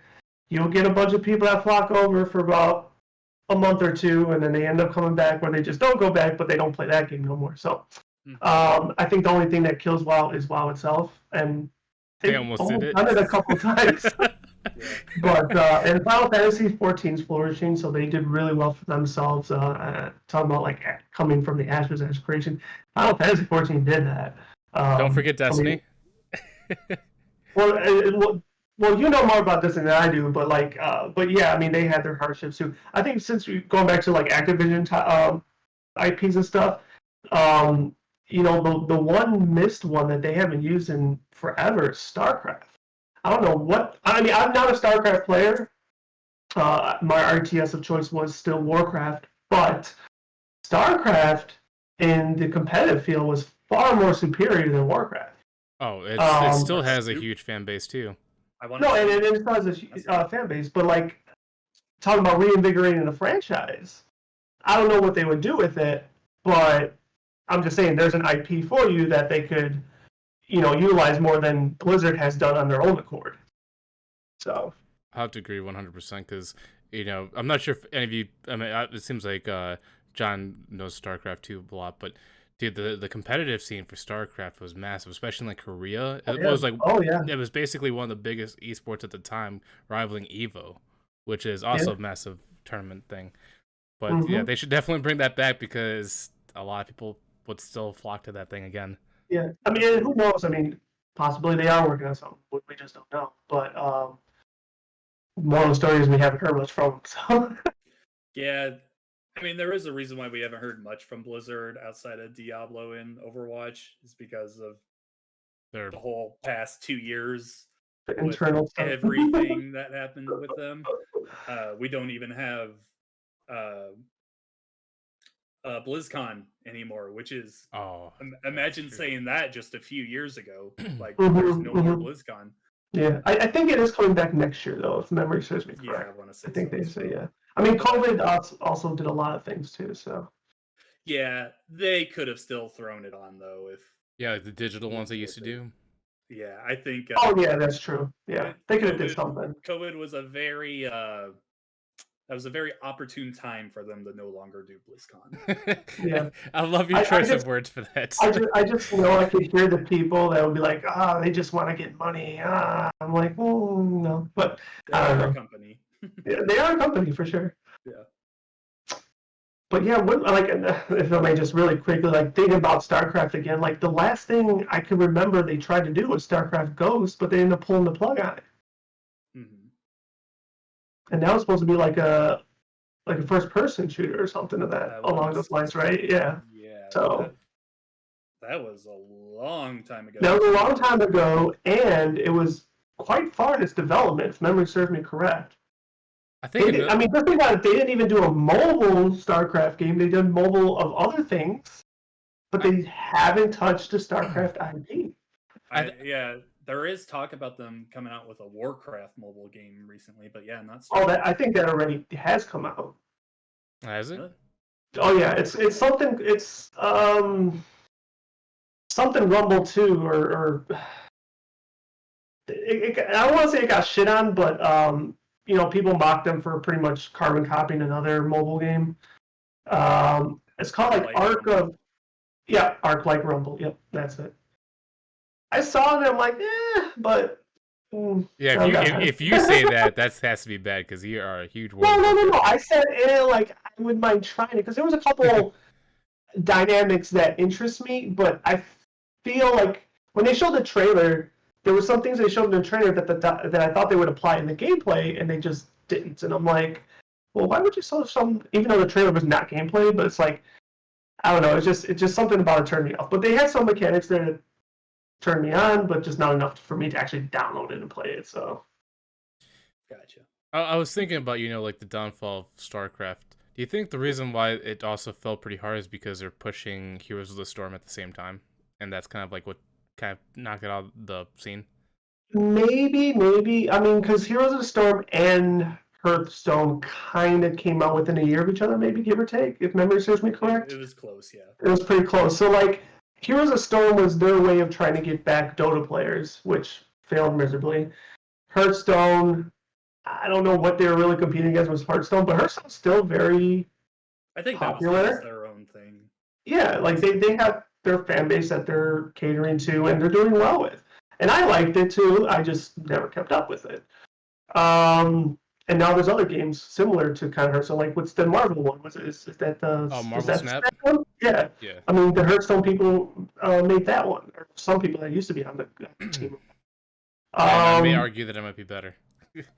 No, that's fine. That's perfectly fine. So yeah, Hero Storm. I don't even know, is that even still alive anymore?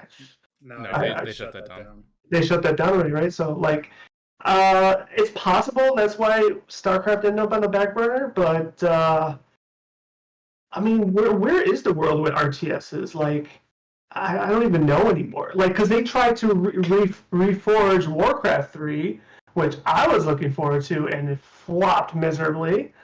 So maybe that put a little. Maybe they were working on StarCraft 1 too. I don't know, and that probably just put fear in them to say, you know what, guys, might need to pull the plug on this again. Who knows? There was a StarCraft 2 remake or remaster. I don't know Was if that it? ever came out. I'm not much into StarCraft. Yeah, Warcraft 3 was my big game. yeah, for sure. And I still like it. I Mhm. totally understand where they went wrong with it. They lied about the cutscene stuff and the updates, and they made some updates in it just noticeably bad, even if you have like the old Warcraft 3. But yeah, I just don't know where they're going with StarCraft anymore. Yeah. Hopefully they're working on something. I mean, like I said, I'm not a fluid fan of that franchise, but I know what it means to a lot of people. And I, like I said, they're a company that can make money, and StarCraft is an IP that will make a lot of money. Yeah. I know it's gonna probably aggravate some people, but I really think that Blizzard should cut a lot of those people out and just make instead of making games, they should just make TV shows and movies. I'm not sure if you guys seen the trailer for Diablo 4 yesterday, but it was the most beautiful trailer I've ever seen, and I'm like, they just need to stop making the game and make a movie or show. Like, it was fantastic. I feel like that's made from an outside company. Oh, is it? Yeah. Think so? I think so. I think it's the same team that does the Overwatch animations, and they're doing all those for the story for Overwatch 2 that comes out next year. And I want to say it's an outside team. I could be wrong. It could be a team that like Blizzard owns directly. It's just under them. Uh-huh. I want to say it's not like actually the like game makers. No. It was a cinematic, but like Blizzard has their own cinematic team. Well, whoever makes the World of Warcraft, Diablo, Overwatch, cinematics, they need to work on shows ASAP because like they are underutilized. They make some of the best animation in the industry. Like, I don't think I've ever seen anyone hold the quality that they could make. Oh yeah, I've been begging for an Overwatch show for years now. So, and like, not live action, not like anime. Their animation, like, you just can't beat it. Obviously, it might take a while to make, but you're gonna get good quality. No, I mean, for me, it's definitely unrivaled as well. And I mean, we watched, even just video game trailers all day yesterday, right? I mean, and it's like that one, you've seen everything else throughout the whole night, but that one was just like, just what was that? That was just amazing. And even the whole setup, the Halsey thing, that was just done so well. And yeah, I'm looking forward to it. I'm not a big Diablo fan either. I did play 3 the most and never touched 2 and 1, but I will give 4 a try. So I guess in some capacity, I'm looking forward to it. But yeah, that trailer is such a bait, dude. Because like I've played 2, 3. I like 2 the most. I'll probably play 4 at some point, but do the trailer, like same thing with World of Warcraft. Like just seeing those trailers will make me play the game, even though the trailer has nothing to do with the game. It's like, it just gets you so hyped for something that you're not going to see. Well, did you see the second trailer they released for Dragonflight? No. Okay, so there's a second cinematic to Dragonflight, and that one you could say it's more in line with the game itself. Okay. Because it actually has characters and nemesises in the trailer. But that's still pretty good, but yeah, dude, if Blizzard does own these people, or if they're third party, obviously not, but if Blizzard does own them, I'm hoping Xbox utilizes them to make shows and movies if they do own them. That'd be something I would love to see. Yeah. But speaking of something that is not utilized correctly, is the studios over at Warner Brothers. I'm not sure if any of you guys have been paying attention to what's going on, but Warner Brothers is currently dealing with a lot of issues. I believe they just lost Legendary Pictures, which is the people that made Godzilla and all that stuff. They are no longer with Warner Brothers. And also a lot of Warner Brothers studios that, made like, Man of Steel, Batman, Peacemaker. A lot of them are canceling a lot of movies. Like Wonder Woman 3, I think, was just canceled. Man of Steel 2. Man of Steel 2 is potentially canceled as well, which is awful because we just lost Henry Cavill from The Witcher going over to Superman. Now we might lose him to Superman again. The Michael Keaton Batman has also been canceled. Apparently they're trying to cancel Aquaman and make Jason Momoa Lobo, or what's his name? Something, I think it's Lobo. And I'm like, that's kind of weird to make him Aquaman to him. Just like, keep him as Aquaman. Wow, yeah. Yeah, so I have, I'm sorry, John, go ahead. Go ahead. I was just gonna say I did not realize all of this stuff had happened so recently. That's exactly what I was gonna say. I was like, I gotta catch up on some reading. Yeah, like they canceled a lot of projects. I know I was reading or coming across some stuff on social media about kind of what you're saying. A lot of things getting canned, but then I also came across articles in which I haven't read, but saying that no, that's not necessarily true. So it's one of those times where you have to sit down, digest, and weed through the bullshit and actually find the truth, right?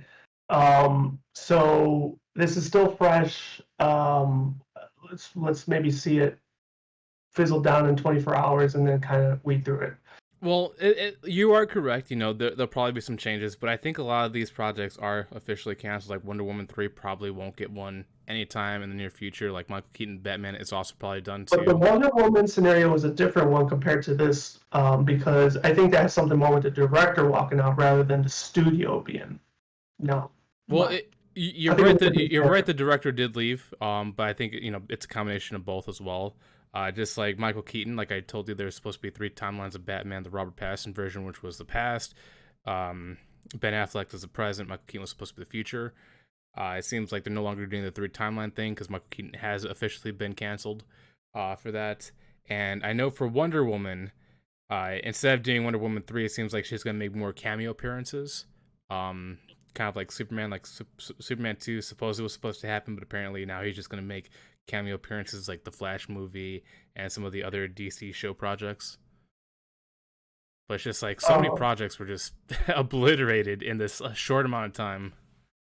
Yeah, I mean, I don't follow either universe that well. I tell people that I feel like I gravitate towards DC more than Marvel, but it's factual that they don't know what they're doing, and Marvel is far more superior on how they orchestrate and they do their all their movies. So here's just another example of DC just fucking up and fumbling it all, and now probably have to start from scratch. But maybe that starting from scratch might be a good starting point to something all over again. I don't know. But I definitely would like to read up on this Legendary stuff, because it's more than just DC. I mean, to your point, Legendary, arguably you could say just that is Legendary. That'll be interesting to see. So is there any rumors as to where they might be heading? I just looked it up on Google, and it looks like they joined Sony. Oh, Really? Sony? I thought they were going for Amazon. I just did a very quick Google search, and it said that they found a new home with Sony. I mean, Wow. if so, that's still an interesting thing because I know Sony's been trying so hard to make their media platform happen. But that'd be that's a big pickup. Legendary does a lot of fantastic work. Like, I'm not sure if you watch a lot of their projects, but like Godzilla is always a fan favorite for me. But World of Warcraft movie from them was also, in my opinion, really good. They're just great with CG. Yeah, no, they do some good work. But yeah, So. it seems like who owns Warner Brothers? That's Time Warner's, right? Or AT&T, whatever company that is. They own Warner Brothers, and it seems like the last 4 years, man, they've just been mismanaging people left and right, and it's just caused a downward spiral for them. Feels like everything is in flux. Like I keep hearing about HBO Max going through these changes as well. With is it Discover? That might be their. Oh yeah, they're gonna blend together. Yeah, something like there's just a lot going on there, and it feels like there's just constant change going on there. Like James Gunn, he recently became like the head of the DC stuff going forward, right? Yeah. I wonder how this, like, what's coming out of this now with him? Like, yeah, like did he just sign this huge contract for nothing? Like, is it just gonna get obliterated right now? You make a fantastic point because, like, I think the reason why Discovery and HBO are merging is because they're two separate streaming services that don't seem to be manageable, and I think if they combine them, it'll create more content for them and give more of a driving force for people to subscribe. Because recently, HBO, even though I personally think they have a lot of great shows, like Raised by Wolves, House of Dragons, whatever. What's the other one? Westworld, that they just canceled because of bad management.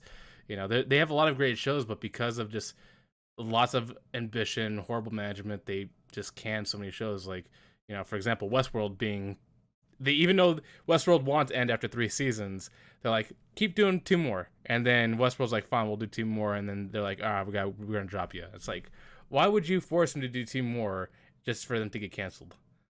It's like, it makes no sense. What I don't know what Warner Brothers is thinking. It's like they have so many great shows, but they just don't manage them correctly. Yeah, I think, well, at least on the DC side, I'll speak to this. The animated stuff is always their best work.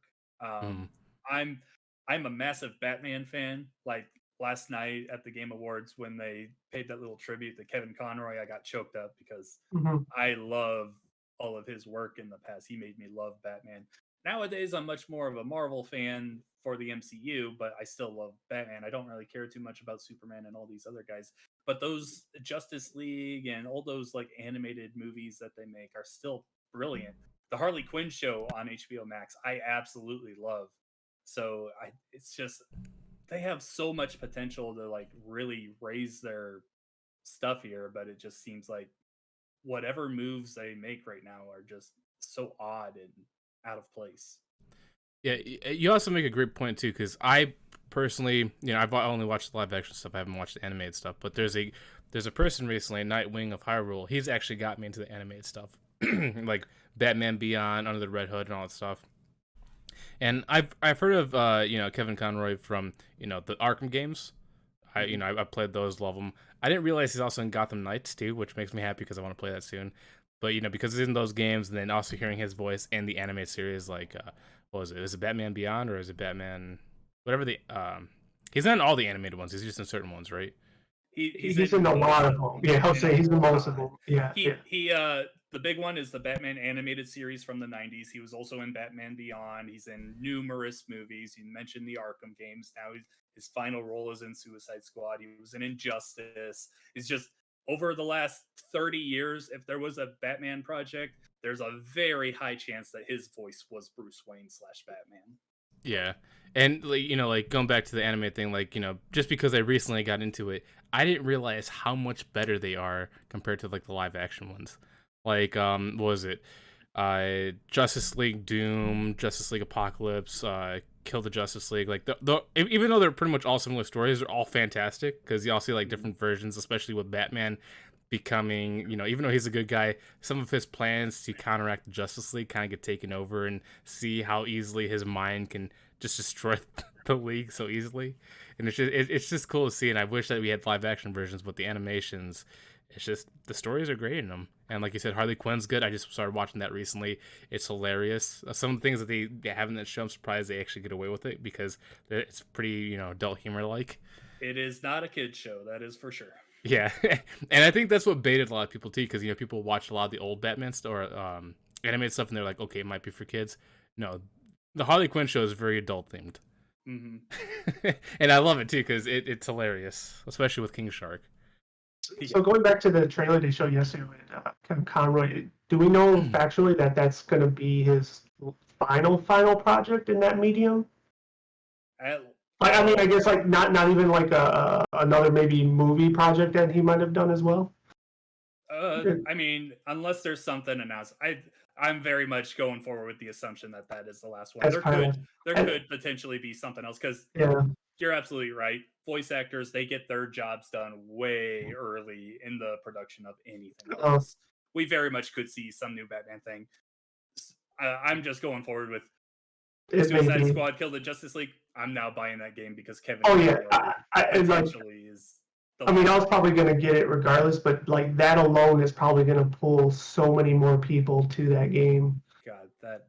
And it's going to be special for sure. It's going to be special. I'm sure they're probably thinking of ways to even tweak it some more to make it even more special. Yeah, hopefully. Just last night I was getting chills when he said, "I'm Batman," and it's like, I am vengeance. I am vengeance. I'm vengeance. I'm going to miss that man so much. He made me love Batman so much, and it was the reason why I dressed up as Batman for Halloween like 5 years in a row as a kid. Like, I was a Batman freak because of his voice. Yeah, so good. Like I said, even though I just got into anime stuff, just even like the Arkham games, like people like me that just got involved with them through the Arkham games, just because of how great of a job he did in those games. I do want to ask you, since you didn't know about Kevin Conroy, do you know who the voice of the Joker is against Batman? Kevin Conroy's Batman. Is it Mark Hamill? It is. Yeah. I knew about him only because I'm a Mark Hamill fan just because of Star Wars, and I kind of see his other work from there, and I was surprised how well his voice acting abilities are, because I only picture him as Luke. But yeah, I didn't know about him as Joker. It is funny seeing him in other things, because pretty much every voice actor role I've seen him in, he's just doing the Joker voice. In Darkstalkers, he plays like the main characters. Like, he's got this jailer guy by his side all the time, and it's just the Joker voice. That's all. So even though I know you're a fan of Kevin, how do you feel? What's his name? Jensen Ackles. How do you feel about him taking over as Batman? I'm very much down for anyone giving it a try. I'm not the kind of person that's like, oh, this Batman's gonna suck. Like the Robert Pattinson thing, I was like, oh, okay, that's really cool. That's a new Batman. I'm always down. Batman it's not an Iron Man situation where if anyone besides Tony or Robert Downey Jr. were to play him, I'd be like, that seems out of place. There have already been so many Batmans in the past that I'm like, you know what? Give me more. Like, let me see where you go with this idea. That's a great mindset, because like I was also hesitant with Robert Pattinson, but watching his movie in my opinion rivals the Christian Bale movies. I think it's just really well done. I would love to see how a trilogy, if Warner Brothers lets a trilogy happen, I'd love to see how they work. The Christian Bale ones are actually kind of my least favorite Batman. They are. Yeah. Wow. Do you not like it because of Christian Bale, or because of the whole story together? A little bit of both. I mean, by no means do I think they're bad. I grew up with the Michael Keaton movies, so I love those. I really think Robert Pattinson did a great job. I can't get over the gruffness, where is she? Like that, the voice he does always throws me off. And I think The Dark Knight Rises is one of the worst Batman movies. I hate that movie. I love Batman Begins and The Dark Knight. Dark Knight Rises, I think, is crap. I do not like that movie at all. Interesting. Interesting. Yeah, interesting. I wish It'll be cool to have you on our pack. What was that, like 3 weeks ago? Yeah, I was gonna say I would have loved to have you on like when we did our debate because there was I was seeing people would talk about how the Christopher Nolan Batman is so bad, and I personally love Christopher Nolan. Obviously, I understand what people are saying because Batman itself wasn't really the highlight point of the Christopher Nolan movies. It was more of the villains and the world around it, and Batman was just kind of like just there as Batman. So I definitely see that point, but like the Christopher Nolan Batman is like in my top three movie series of all time. Gotcha. Yeah, no, I absolutely love Batman Begins and The Dark Knight, but Dark Knight Rises, there's just too much in there that I'm like, that's out of character. That doesn't fit. That's not really part of this whole Batman story that I like. Yeah, there's just a lot there. No, it makes sense because the Christopher Nolan ones goes more for realism compared to like the comic accuracy, and I could see as we had that conversation earlier in another episode, I could see where the bigger fans would dislike it because it's more realistic compared to accuracy, and I can see that 100%, not be mad about it because I know with what was it, Mortal Kombat, for example. I'm a huge fan of the lore and story about that, and seeing like the Mortal Kombat movie, I hated it, but the average consumer loved it. Yeah, I thought it was okay. Yeah. That new guy did not need to be in there. No, he did not. Cole or something like that. Yeah, he was a stupid add-on character. I feel bad for the guy because I like him in other projects, like the one where he's what was it, the Wu Assassin or whatever. That was decent, but yeah, Cole as Mortal Kombat character is bad, and also they sidelined, God, what's his name? He's the main character. Liu Kang, yeah. For some reason, I was like forgetting Liu Kang Kung Lao, but it's like they sidelined them and made them almost obsolete characters in the movie, and they completely changed on how the Mortal Kombat initiation even works. And Johnny Cage wasn't even in it. Yes. Just a tease. Yeah. They cut Johnny Cage out because they called him the main character and they didn't want to be racist. And I'm like, when was Johnny Cage ever the main character? He's always been the comedic relief. Mm-hmm. Yeah. And then they gave it to Kano, which I thought was good. Kano was good though. Kano was alright. Yeah. But yeah, it's funny, like going back to more WB stuff. Yeah, right. Oh yeah, Mortal Kombat is from Warner Brothers, right? Yep. Yeah. Oh, I wonder if Mortal Kombat 2 is gonna be canceled now because I know there's talks on the second one. Yeah. No, it did get greenlighted, but to your point, who knows? They could pull the carpet from underneath. So. Yeah. Well, if that one gets canceled, I wouldn't be too upset because I didn't like the first one. I will say, just doing a real quick Google search here, the most recent stuff is from a few days ago to a month, and it's just people saying the sequel will be absolutely insane. So that's all I'm seeing. Yeah.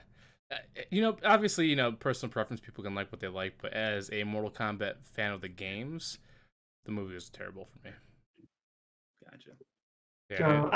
I enjoyed it. I wouldn't, speak lavishly about it, but I still enjoyed it. I think it's a challenge. Yes, Mortal Kombat has lore, has story, but it's not that verse to kind of make into a full feature film. Like, that's just my opinion. It's tough to achieve. Well, I think it's also just a thing that they've done the same story for so long now. But they wanted to change it up with the new movie. It didn't quite work, I think, overall, but the movie is called Mortal Kombat, and the Mortal Kombat tournament never happened in the movie. Yeah. So, yeah, it's now that you mentioned that, like, it's weird that they only go for like the Mortal Kombat 1 and 2 story, but they don't go from like Mortal Kombat 3, Deadly Alliance, Deception, and Armageddon. I would love to see the Armageddon story take place. Like all these combatants come together, the worlds, just the realms colliding because they're merging together, and everybody's just fighting to get to the top of the pyramid. What's his name? Blaze comes out and kills them all.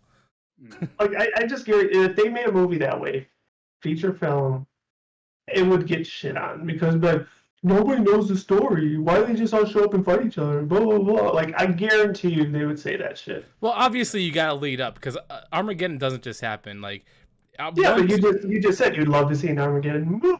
And if you just go straight to there with no backstory, people would shit on it. Well, I would love to see an Unfortunately- Armageddon movie, but obviously, if they combine MK1, 2, and 3 into one movie, which they easily can, that'd be good. And then have Deception and Deadly Alliance happen in another movie, and then Armageddon be the final movie, like an Avengers level movie. I think their best bet is to not even worry about the tournament, but do like do the one-offs, do the spin-offs, do the Sub-Zero Shaolin Monk thing. Oh, And that would be a perfect story arc from beginning to an end for a movie. I'd be okay with the Shaolin Monk style movie. Like it'd be almost a one-off, but I think that gives you the whole template of a beautiful movie. I'm just happy we're in a time where video game movies are starting to be considered good. You're not wrong. Yeah. Like this Like, Mario we movie, considered good? man, I am excited. Oh yeah. We talked about that in the pod a couple times. What kind of similar to what you talking about, like the Batman thing. Like we're definitely trying not to like shit on these voice actors that were casted, but it just looks like a fun movie, and it looks beautiful. Yeah. So I'm just excited to go to just watch a fun movie and just like see all the Easter eggs. Oh, yeah. So I know that you have had this conversation on Pixel Street with Joel, and I think I didn't watch too much of it, but I think you guys kind of like share the same thoughts that we did. I think that with this movie, the Super Mario Bros. Movie, they could potentially lead up to a Smash Bros. Movie, or they're going to lead up to a bigger, Nintendo universe.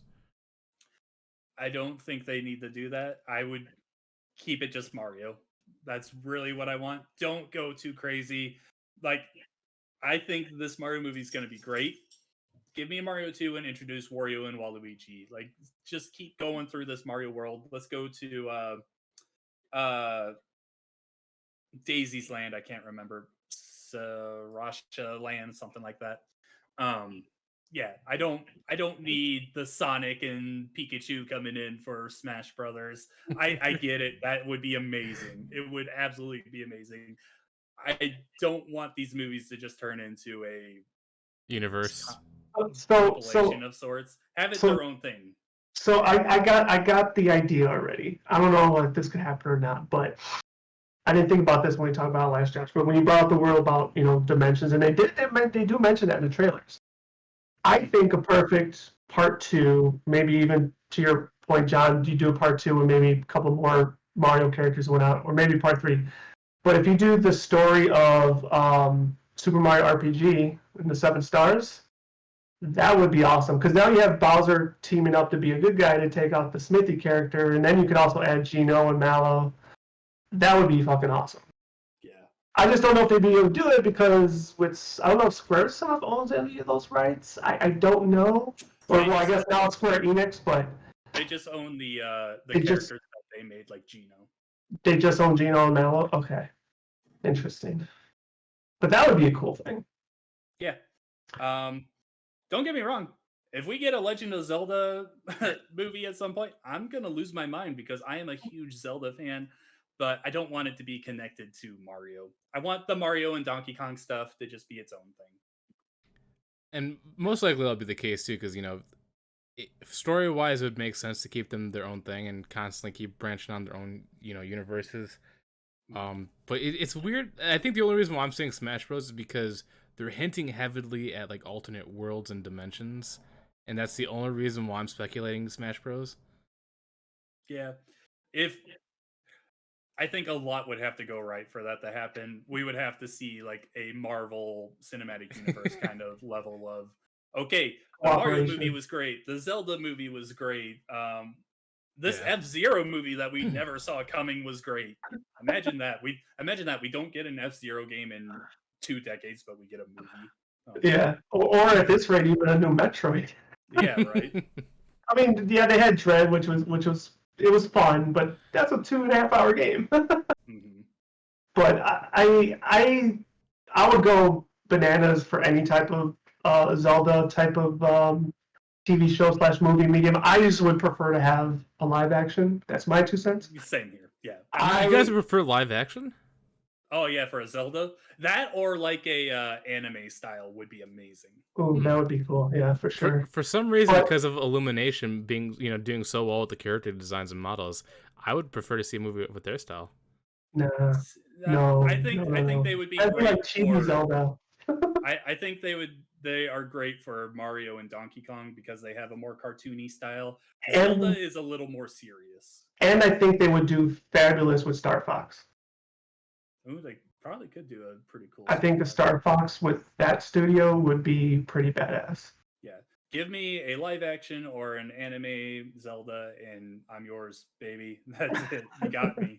So I know we had this conversation a while ago. I'm pretty sure you probably heard the rumors as well. But have you heard about the live action rumor of Tom Holland playing Link, Emma Watson playing Zelda, and Idris Elba playing Ganon?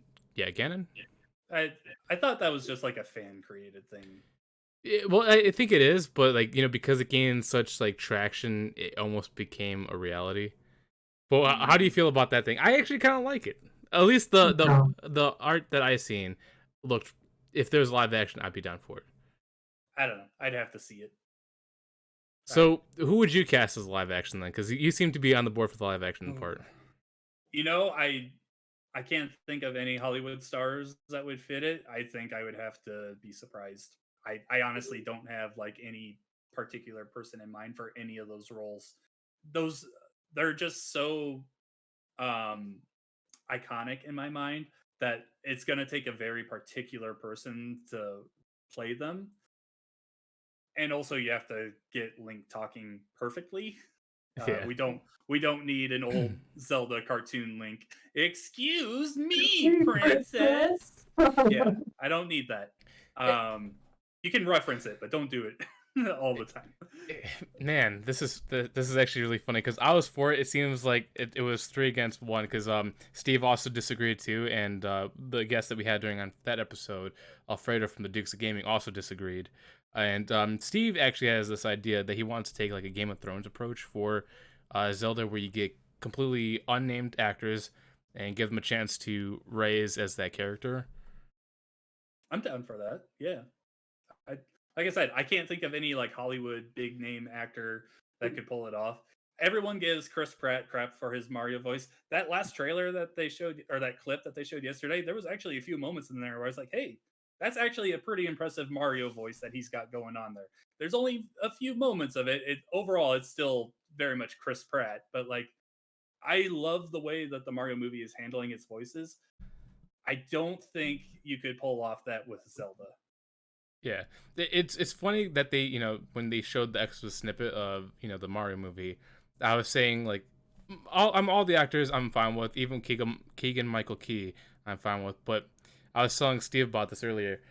Keegan Michael Key, even though I love him as a as a comedian mostly because I watch him from Comedy Central, he's not Toad for me. And hearing the other Toads talk in their high pitched voice and hearing Keegan Michael Key talk, I'm like, see, that's the difference that throws me off a little bit. I love it. You love it. Steve loves it too. I can't wait. I'm like I guess I'm the solo person on this one because I just looking at the Mario cast. Jack Black as Bowser is gonna steal the show. I am convinced that he's gonna absolutely rock. Toad, I'm excited for. Peach being a badass. What's her name? Anya Taylor. Yeah, I know. She has like a really long name. Yeah. Or something. Yeah. Her being a badass is awesome. I think Charlie Day as Luigi is perfect. I don't know about Seth Rogen as Donkey Kong. We didn't hear him talk at all. We'll see how that goes. But yeah. I love when they first announced Keegan Michael Key as Toad, I was like, oh, that's an odd choice. But when they like showed him like doing the voice and everything, I was like, oh my god, this is gonna be great. That was exactly my thing. It was like all the other, even Jack Black as Bowser. The first time he said a couple lines, I was like, holy crap, that was phenomenal. But then towards the end, you could start hearing Jack Black. Not that it was really negative, but you could now start hearing him. But Key and Toad, like, I can't put them together. It doesn't sound like him at all. No, and that's why I was like, that's why for me, that's the best voice actor right there in so far. All the rest have been fine. Like I'm Charlie Day not really fully sold on. But since it's more of a Luigi's Mansion Luigi, I'm now getting more sold on it.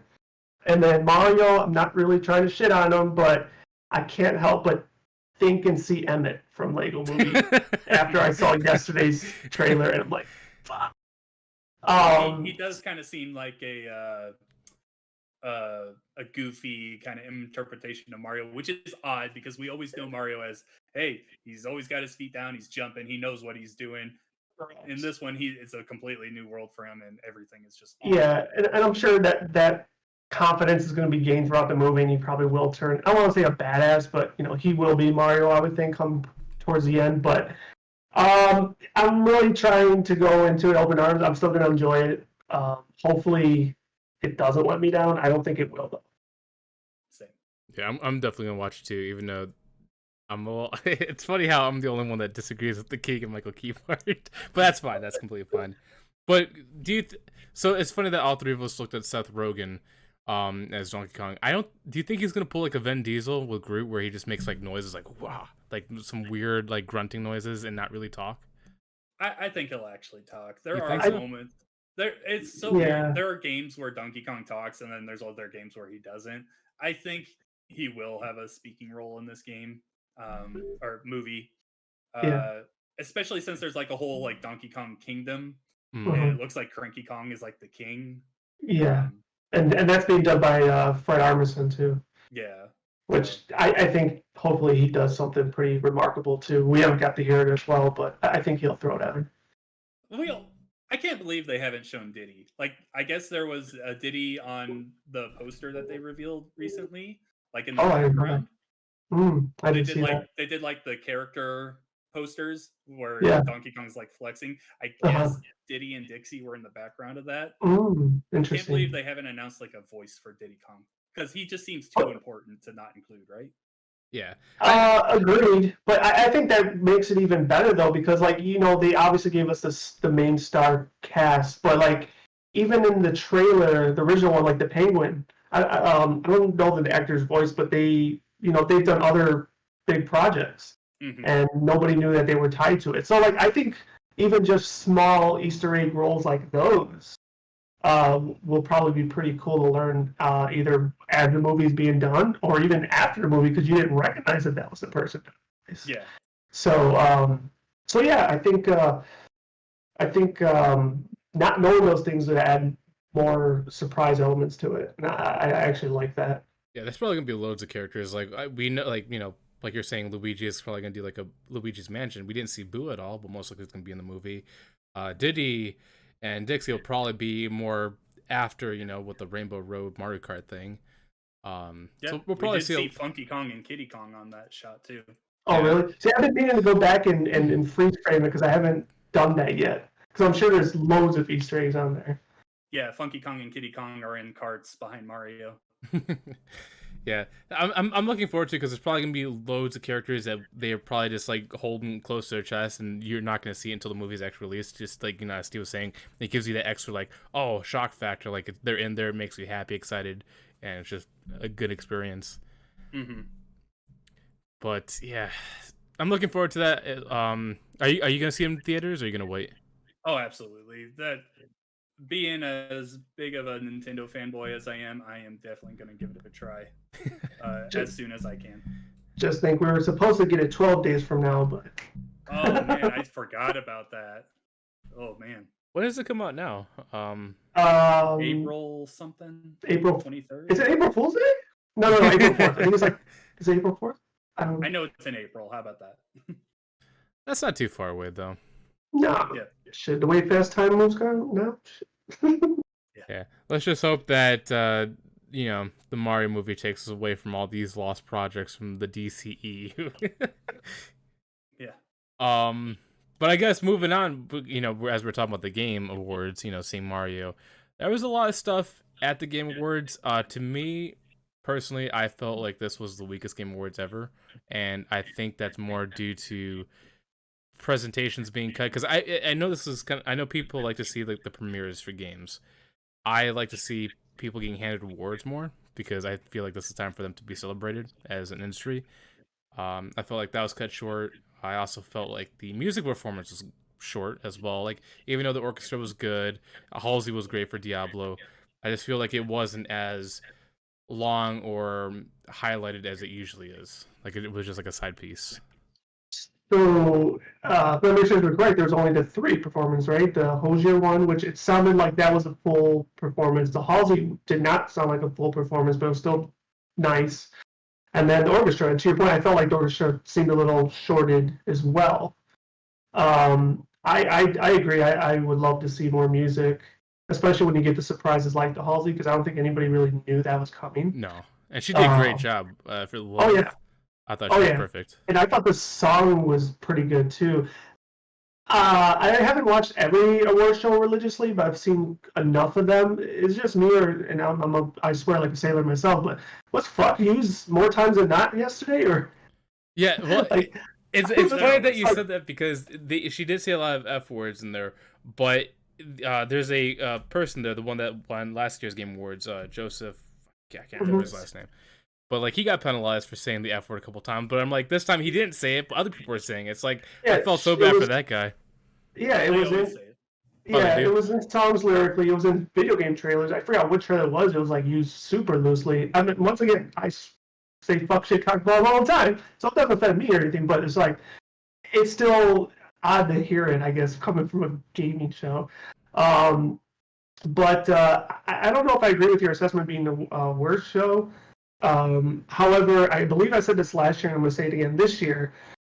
I feel like a lot of these games, especially Sony, are so cookie cutter nowadays, and it's driving me nuts. Like, I feel like you play one, and you've probably played like a handful of them. It's like the same type of gameplay, story arc. Oh, you got this big ass boss. Like, yeah, it looks cool, but my takeaways just really quickly. I don't know if we're getting into this, but what is it called? Blue Protocol. That one looked really nice to me. And even though this probably falls under cookie cutter category, but I think it was called Banishers. That one looked pretty cool to me. That did look cool. I was very excited for that. Yeah, so good thing we're on the same page with that. Because a lot of them, I'm just like, like they look nice. Don't get me wrong, they look really nice, but they look the fucking same. So I don't know. That was my takeaways. Quick takeaways. Yeah, overall, the Game Awards was just fine to me. There wasn't a ton for me to get excited about. Judas at the beginning, I was massively hyped for because that's Ken Levine, who made BioShock. He's pretty much just making another BioShock, which, oh my god, I cannot. BioShock is one of my favorite game series ever. Cannot wait to hear more on that. So let me ask you, did you get baited at all? Because I originally thought Judas was System Shock. No, when it showed Ghostfire Games, I was like, oh, this is their new game that we've been waiting 9 years for now. Like, okay. I wasn't baited, no. Okay. But because there is a System Shock remake or something being made, but it's a different company. Okay. But yeah, Banishers or whatever it is called, that got me excited because I really like Dontnod's work. Life is Strange is a great series, and they've got some other games that aren't like really great or anything, but they're still good.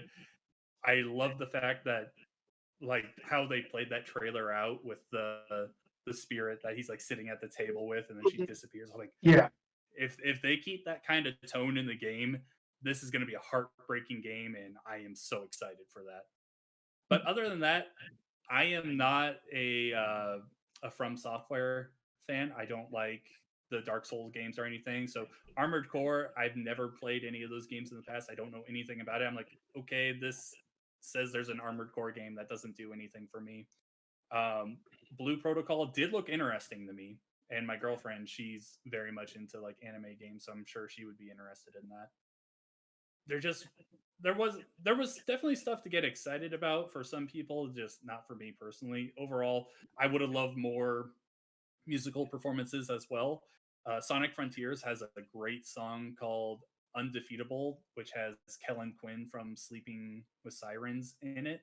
And I was hoping to God that they would play that because it's so awesome. Unfortunately, they didn't. As for the fuck thing, They every year they have people saying that. I think that's just kind of like a gamer culture kind of thing. You would never hear them say stuff like that at like the Oscars or anything, but of the course Game not. Awards is still in its acceptable phase.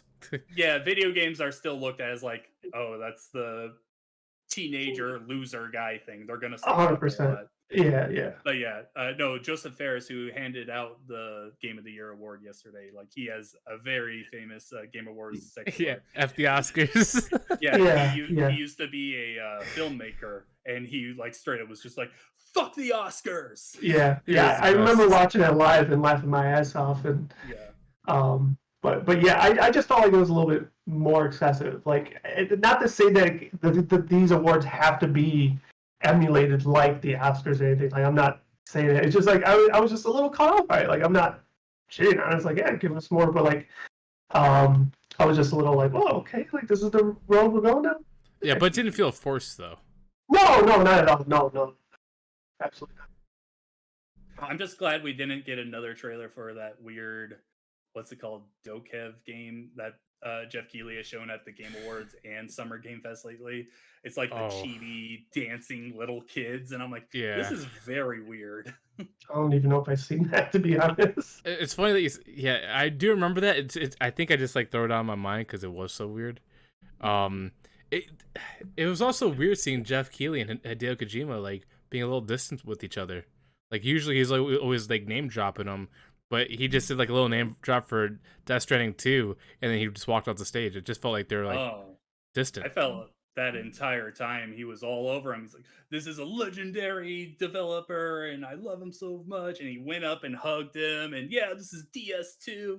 I felt like Jeff Keighley was very Jeff Keighley with Hideo. Well, yeah, he's a friend and a fan of him, but it feels like he toned it down more compared to how he was before. Like he would always name drop him like throughout the whole entire show. This time he would just do that one section. That was it. Yeah, let's call that growth because the other negative thing, at least for my perspective, and being the big FF fan that I am, they did do a large build up to the Final Fantasy 16 trailer, and I felt it was pretty, like, I was expecting a more like cinematic-esque trailer, and it was basically shit that we've already seen, so I was kind of let down by that. Yeah, they did really hype that up to be something more than it was. Yeah. Other than that, like, it was an okay show. I don't know if you watched the pre-show part 2 with the chick. I thought she was super corny. She always is. It. She always is, yeah. I don't really know who she is, so that was like, can we get to the show now? She must have like a stake in something because she's also in a lot of esports tournaments too. And I don't know what kind of connection she has, but she's in everything. I want to say she's a host for IGN, or she used to be. Maybe. Yeah, that makes sense because I mean, like, I think she's in some like the Call of Duty stuff. Obviously, she's been like the last like 4 Game Awards, I think. Yeah, so she's been around for a while. Me personally, there wasn't many games I seen. Banisher was one of them, but I was actually really looking forward to that Crime Boss game. Not sure if you guys seen that. Oh, go ahead. I guess my quick thoughts was like I didn't have any connection with it. Was it cool to see the celebrity presence? Yes, but other than that, it's like give me Grand Theft Auto 6, not that. I think that game is going to come out and be absolute crap. There's a reason why they only focused on the actors and didn't really show any gameplay. They showed gameplay, but there's a reason why the actors were the focus, and it's coming out in like March. I have a feeling. Well, obviously this is my hope. I don't know, but I'm getting like Mafia and Cyberpunk feels from it. I mean, that's what it is, but and that's what I'm looking forward to. Because if it is like a Mafia meets Cyberpunk game, I'm 100% for it. Yeah. Like that's what I like.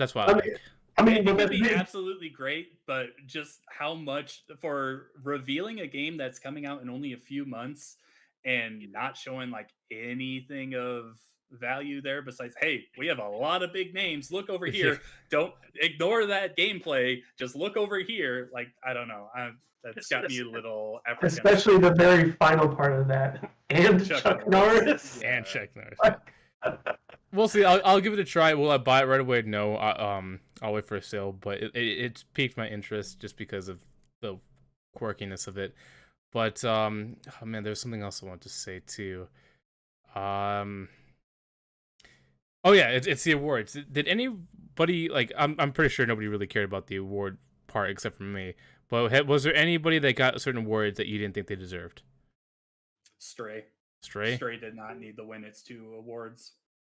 It's funny. First of all, Stray didn't need to be in the Game of the Year category, and I agree. will fight anyone about that. I like Stray. I platinumed it twice, but I will agree it was a good game, but it wasn't a Game of the Year game. No.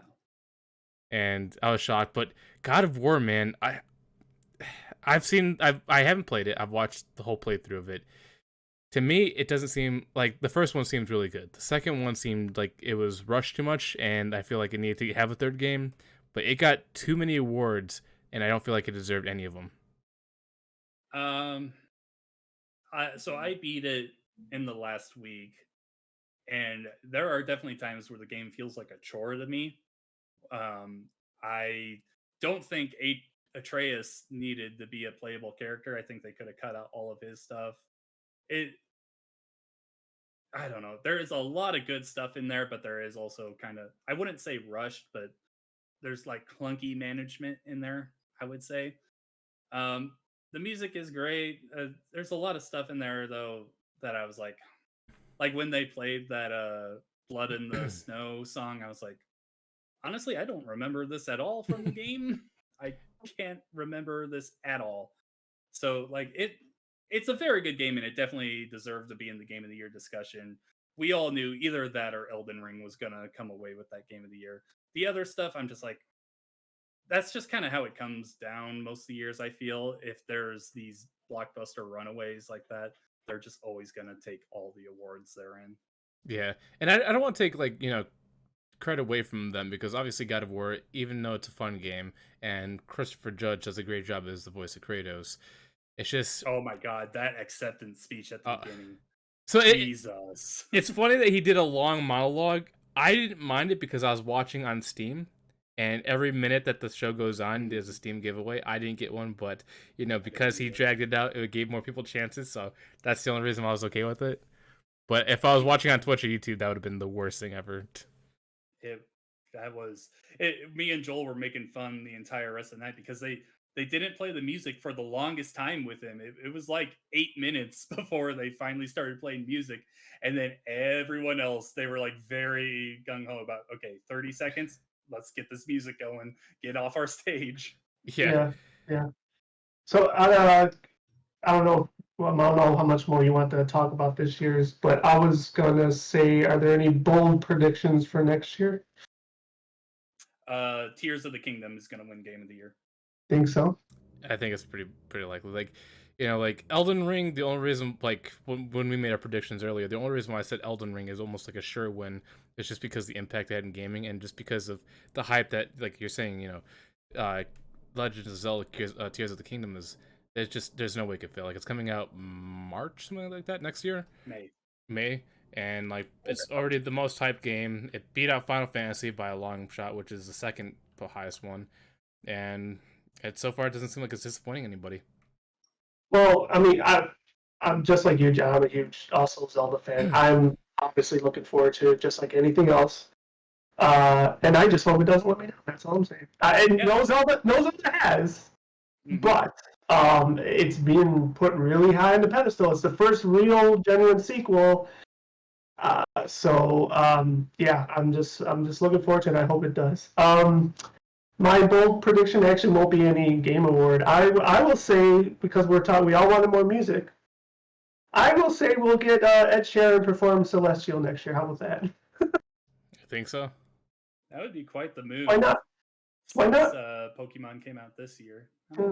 Oh wait, so is Celestial the final song for Pokemon? Okay, yeah, that's a good song. So does that mean you actually beat Scarlet? Yeah. I haven't. I just know about it. Okay, because Steve and I were playing. I no-lifed the game first week and I beat it, but Steve was slowly chipping away. Well, because I was no-life in a different game, okay? But I thought Obviously, I know, John, your stance on Pokemon Scarlet and Violet. There is a lot of things. In the day one, I could not stand the game because I fell through the map so many times.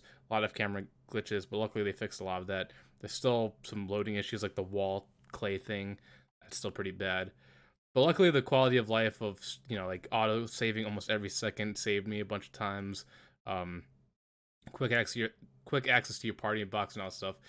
I've somehow enjoyed the game despite its many flaws, Mhm. which is shocking because usually I'm hypercritical of a game that breaks so often. But luckily, they have almost just as much good as they do of bad, which is hard to say because there's a lot of bad in it. But Mhm. I thought that game was good. Yeah, And no, it's a good game. My whole thing is like I'm so ready for a Pokemon game where I don't have to say, "Yeah, this game is fun," but and then list off all those problems. yeah, Pokemon is the highest earning franchise ever. It beats out Star Wars, Hello Kitty, everything else. It is the number one money making property in the world. I find it absolutely like it's awful that we get this kind of product from a series like this. I can't believe that they allowed it to happen this long. yeah, it's so weird too. Like seeing like I'm not gonna say Legends of Arceus was the best game ever, but like Legends of Arceus was more optimized. Obviously, there to Steve's point, Legends of Arceus has a lot of like area checkpoints where you load in, and that's why it was more stable. But like Breath of the Wild didn't have any checkpoints, and it was optimized way better than Scarlet and Violet. Yeah. And I want to point out this is not a Nintendo Switch issue, and I don't even think this is a Nintendo issue. This is 100% on the Pokemon Company and Game Yeah, Freak. Hmm, I that's agree. interesting. Yeah, it's an optimization issue for sure. Because like, what was the? It's supposed to be 30 frames, right? That's what's supposed to be, but it keeps dipping to Supposed to 21. be. Like Yeah, they should have frame locked and resolution locked and render locked. Render lock, I think, is a big thing that screwed them up. Is that they try to load too many things at once, and I think they should narrow their view down shorter so they don't get that claymation effect with their uh, objects in the distance. And I think that would improve stability for the game big time. Yeah, maybe. I don't know what goes into developing that kind of stuff and making it work, but man, I just know I am so tired of encountering wild Pokemon and their low polygon model is what I'm facing. It's ridiculous. Yeah. so Um. like what kind of because we also briefly talked about like hypothetically what's your I guess favorite type of Pokemon model? Like which generation to you is probably your favorite in regards to the way the Pokemon looked? And how they look, Yeah. um, I really have never thought about it. Okay. I've just always been a Gen 2 fan. Okay. I started with Gen 1, but Gen 2 was where I really fell in love with it. Silver and Gold are I guess if I could rephrase my question, like out of all, I'm assuming now, but you've probably played at least a lot of the generations, if not all most of them, not generations. all of Okay. them. So with that said, like, is there one? I mean, obviously every generation the graphics get better, but was there ever one that you're like, you know what? If Pokemon stood looking this way, dare I say, to the end of time, you would be satisfied with that. There's not really any that sticks out to me. I guess I kind of just view them all as the same. It's like the art style themselves, I feel, has stayed mostly the same. It's the design that they can get a little off the path. That's when you get Pokemon like Klefki, which is a Like a keychain. Like why like do a I need like a this? toddler's chew toy. Yeah. Um, yeah, I get how they get all their inspiration from the region that the game is based on. Uh, Um, it's just that that inspiration can get a little askew sometimes. okay, I'm following you. Yeah. I feel like this gen they did a pretty good job, in my opinion. Yeah, yeah. No, this Like gen is all right. It's like nothing special, I don't think, but it's yeah. fine. Yeah, like, but to your point, there's been few generations where I would look at the Pokemon too, I'm like, eh, what the, like, who was high when they did this one? Like, Yeah, I think X and so Y were the biggest ones for me where I was like that. you started seeing them be like, yeah, I'm following you for sure. So for me, it's he says X and Y. That's your thing. Pokemon design, I will agree that was weird, But the style for the game, I think X and Y personally is my favorite, and I would love to see an open world version with their art style of X and Y or Sun and Moon. Um, but I highly doubt they could do that with how open world Scarlet and Violet is, because that'd be way too much to load texture wise for them, and that's I guess one of the issues that I think a Switch 2 would need to help them with. Yeah. But I just love the style of X and Y. I think scale wise, Pokemon like scale wise for Pokemon, it was the best. Design wise, not so much, but scale wise, I thought it was good. So, before we move on from the Game Awards, did you guys see the ending of the Game Awards where that kid? Yeah. That was wow. I was totally fooled up until the very end when he opened his mouth, and then I'm like, and I still was fooled. I'm like, wait, so was he part of the group or not? And he just trying to make a political statement? Like, what the hell's going on here? You know, you gotta shout out your Reformed Orthodox Rabbi Bill Clinton. You know, shout out to that guy. Yeah, shout out to that guy. Uh-oh, your mic's cutting out. I'm not sure if that's me. It was cutting out for me too. Oh, okay. It might have been because I turned my head. But yeah, no, I was totally fooled about that until like I read about it on social media. But that was totally bizarre. Yeah, it was totally bizarre. There's always got to be at least one of those moments at the Game Awards, I guess. Yeah, or just any award show nowadays. Yeah. Any award show that has to happen. So it's usually always political. Yeah. So I know you were saying, bold prediction for next year. I think security is definitely going to get buffed for next year, so they don't sneak up. No public tickets. There were some public tickets this year, and that's how we got in. See, that would suck for me because one of the things I'd love to do or go to is I'd love to go to E3 if they ever make it public again, which I don't think they ever will. Yeah. And I'd love to go to the Game Awards, but because of this stupid kid, he might have ruined my chances to go there. Might have, yeah. But like it would just be like an amazing experience. Well, at least for me, I'd love to just go there because it's cool to see, or at least to be there and hear the music and orchestra. Kind of unrelated to the Game Awards, but just I guess in games in general. How do you guys feel with the I guess I'll say slow integration of actual celebrities and real actors being utilized? Is that something you guys like, or? It's definitely a sign that the show is growing. I'm not a big fan of it. Like the Al Pacino thing last night with him coming on, and I was like, yeah, this is cool, but like he says it himself, he doesn't know anything about video games. And he couldn't even read the teleprompter. No, that stuff should be focused on actual developers. Like when they brought the Sierra folks out. I don't remember their name, but that was awesome. That was an amazing gaming thing to do. But when you get like Al Pacino and Vin Diesel back in the day, like oh yeah, for the Fast and Furious, he was highlighting Fast and Furious so hard and it flopped so bad. The only difference with Vin Diesel though that I'll defend that is he is a huge nerd and a huge gamer. Yeah, and he at least was a part of a game that was coming out. The Al Pacino thing made absolutely it made no sense. But I guess to even further my question, like even just the utilization of them for mocap, like they did with fucking Norman Reedus and the game that Josh really liked, and on top of that, even voice acting. Do you see that as I don't know, I don't want to say growing problem, but like I don't know, are you guys in favor of real actors being utilized more often, or the growth of that, or you guys could care less? For me, I think it depends on the respect. Like Norman Reedus, Danny Trejo, Michael Roker, they all have been in video games before, so it's not like they're just getting into it. They've been into it for a long time, and they respect the industry, so I have no problem with them. But like if, let's say, I don't know, if some like big actor just jumps in for the bandwagon of money, I'd be against that. I think it's more about respect. But also, as much as I would like to keep those celebrities out, I think there does need to be a variety. Like as much as I like Troy Baker, he almost voice acts every single character that's out there. So I think there needs to be also a little bit more variety when it comes to acting as well for them. But that's just me. Yeah, I mean, it really just comes down to the game and the situation. I don't. It's not really something I've thought about. It's like I see them more as like cool nods and everything. Like, but I guess I just haven't played any games lately where I'm like, yeah, this big actor being in this game is why this is doing It's so not a well. selling point for you. Yeah. Christopher Judge is not a big actor or anything, but he does amazing as Kratos. That's all I care about. Mm-hmm.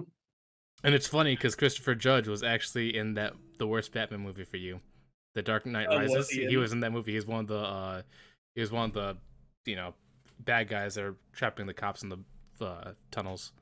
Oh, well, there you go. So obviously his acting career didn't take off, but at least his acting career in video gaming's skyrocketed from Kratos. Yeah. But yeah, I don't know. I think it like what John was saying, it's really case dependent on the game, and if it fits them. If not, then probably not. Yeah, cool. Absolutely. So I guess moving on to the final thing, and this doesn't have to be this year. What is your game of the year that you played? It doesn't have to be from this year. It's just any game that you played this year that you thought was great and that you enjoyed. Me first? Whoever. A Plague Tale Requiem. Plague Tale Requiem? A Plague Tale Requiem. Yep. It is. So I'm a big fan of A Plague Tale Innocence. On the podcast in the past, I've talked a lot about how amazing I think that game is. Requiem takes everything that game did and does it better. The music is amazing. The performances are great.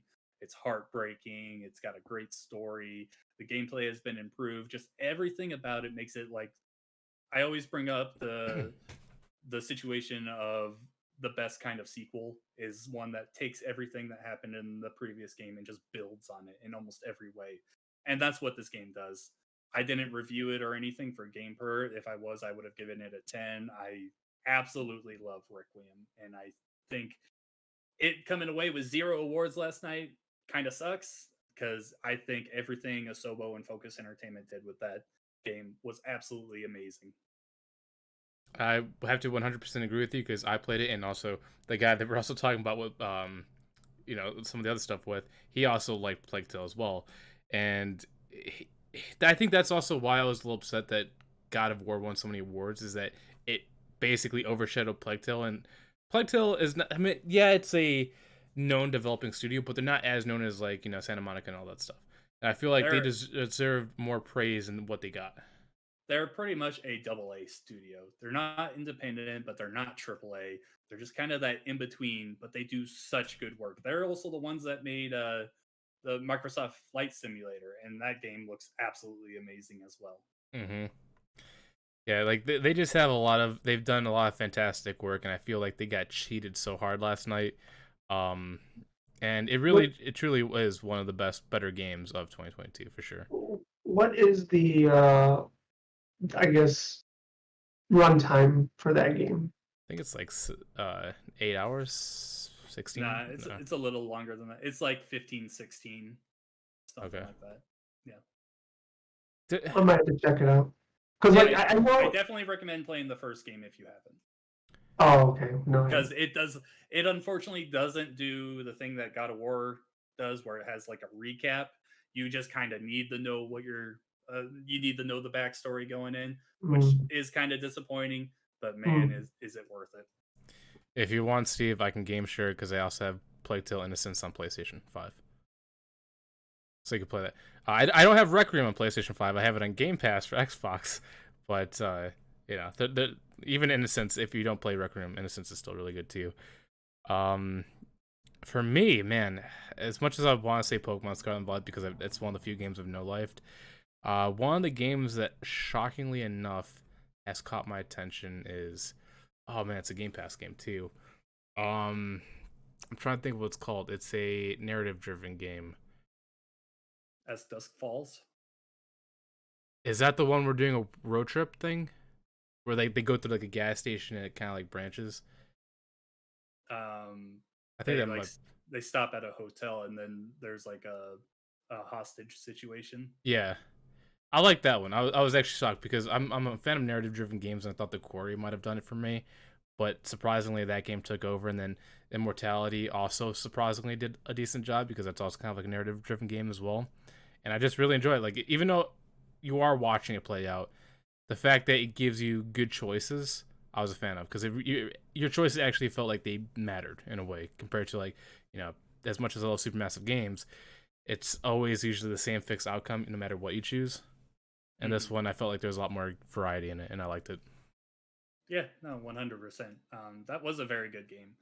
I went back and 100%ed it all and got all the achievements, and yeah, it was fun seeing how everything could change. So yeah, no, it's definitely a great narrative game. I think the second one, if I was to choose the second one, I don't even know if it came out this year. Maybe it came out last year. But it's called The Ascent. The Ascent. That sounds familiar. It's on Game Pass. I think it's on PlayStation and PC now too. But originally when it launched, it was garbage. Like, there was a lot of bugs. The co-op was bugged. But now, since they did a lot of patching to it, it's great. It's like a top-down shooter. You go around. You have to build. Yeah. It's a top-down shooter with, like, also RPG mechanics as well. And since all the updates, it's become a more enjoyable game. And that would probably be second on my list.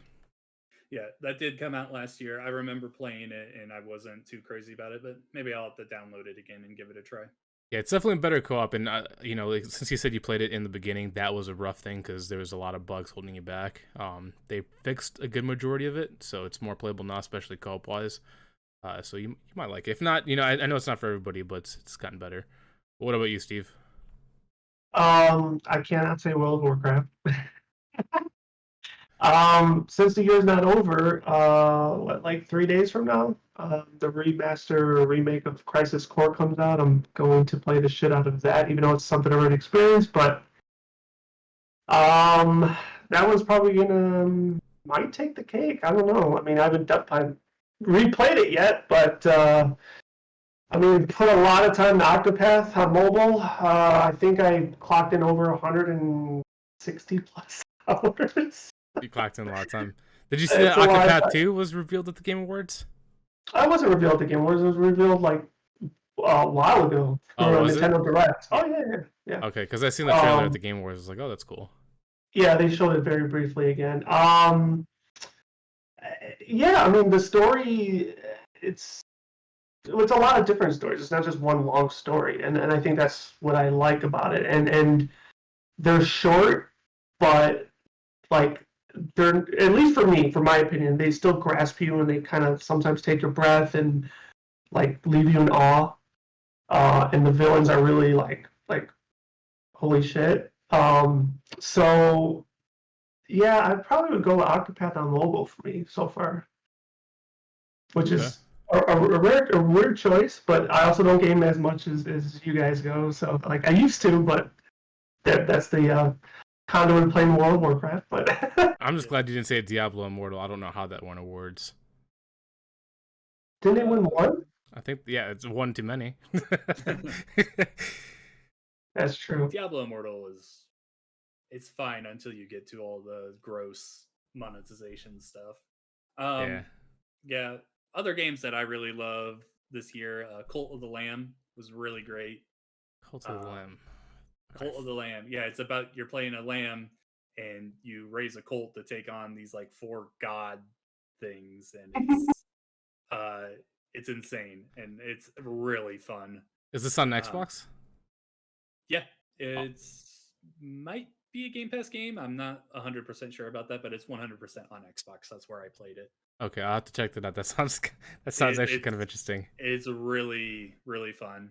Vampire Survivors is a game that I recently have gotten into. It's it's the perfect game to completely shut your mind off to, or to listen to a podcast for. There's no story or anything. It's just, you pick your character, you're put in an area, and just survive. The character automatically does all their attacks. As you level up, you get more. It's really insane. That's on Game Pass, and it just came out on phones for free. I definitely recommend giving that a try if you have. You said it's called Vampire Survivor? Yeah, Vampire Survivors. I'm actually gonna download that now. Yeah, it's a roguelike game that you just kind of keep going at. I'm terrible at it. The most you can survive is 30 minutes. That's when you like win. I've only done that once. Every other time I make it like 11 or 12 minutes. But it's just really addicting. Like, I'll play it on xCloud while I'm laying in bed, and it's just like, okay, I'll play just a couple matches here, and then I'm playing for like 3 hours. Mhm. Oh, Um, yeah, you actually did a full Let's Play on the I Pixel did. Street thing. It was like, yeah, that Mhm. actually looked pretty cool. Yeah, it's pretty fun. At the time, I was like, "Why do people love this game so much?" And now I'm like, I can't stop playing. It's so fun. Uh, Kirby and the Forgotten Land is another big one for me. Kirby finally moving to 3D was something I've been waiting a very long time for. That game is absolutely great. I love Splatoon 3, more for the multiplayer than the campaign. I'm not a big Splatoon campaign fan, but the Splatoon have a multiplayer is. campaign? I always thought it was just like a multiplayer shooter. Yep, nope. They've got stories in at least the second and third one. I don't know about the first one. Interesting. Um, yeah, but it's a lot of fun. Uh, there's probably other things. Overwatch, of course. I'm a huge Overwatch fan, so Overwatch 2, I've been playing nonstop with friends. Yeah, games are cool, man. Yeah. Hopefully, I'm obviously crossplay is a thing. It's up to Steve, but I know I'm definitely down for some games with you and Joel because I also have Xbox. Well, I'm on all systems really because I'm just a nerd. But Same I'm here. down Hit to me play up. some of the stuff because I know one of the games that you guys are playing recently. I think it was like 2 or 3, maybe a month ago, but it was the Ghostbusters game, Mm-hmm. and I was watching it. Now, obviously, it didn't seem like you guys liked it that much. But to me, it had potential to be like a Left 4 Dead situation with Ghostbusters, but unfortunately, it didn't seem like they had updates for it. So I have a lower view on that than other people do. Joel liked it better than I do, and there's a lot of Ghostbusters fans that really like that game. I got an early code for it, and I reviewed it. I gave it like a 5 out of 10. It's have you ever played Friday the 13th? I did, and that It's was the same developers. It's the same developers. So so that means they're gonna drop it and leave it. that's what I did. Uh, there are people. If you're a Ghostbusters fan, it is really cool to play as like a Ghostbuster. I'm not, so I'm like, okay, this is fine. It's a very mid-tier game for me. Mhm. Um, by no means is it bad. It functions. There's a throwaway story in there for some reason. Like it only happens as you level up. It's really weird how they handle that, but it's a fine game. You'll I do recommend playing it with some friends because playing with randoms is just kind of eh. Yeah, because when I was watching you guys, I'm like, this kind of like I was saying, it has like the Left 4 Dead kind of feel almost, where you're hunting down these like 4-on-1 ghosts or whatever, and you have to close the portals. I thought it looked cool, but then on the other hand, it also seems very, very slow in a way. And I Yeah, think that's the problem because that's like you said, Friday the 13th. That was one of the problems with that game is that the maps are so big and the gameplay was so slow that you were basically looking for someone and you would just never find them. yeah. The maps on Ghostbusters are really small compared to Friday the 13th. Um, but I feel like the balancing is out of whack. Like playing as a ghost is way too easy. Because they get to go through the walls and the portals and leave the Yeah, slime.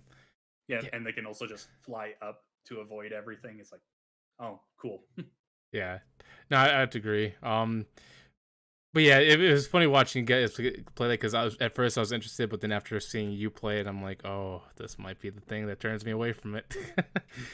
Because you gave a very realistic view on that game, and luckily you deterred me from buying it because I was almost gonna buy it day one, and I'm uh, thankful for you for saving me money.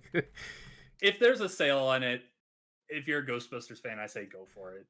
It's like I said, it's not a bad game, just not really something for me.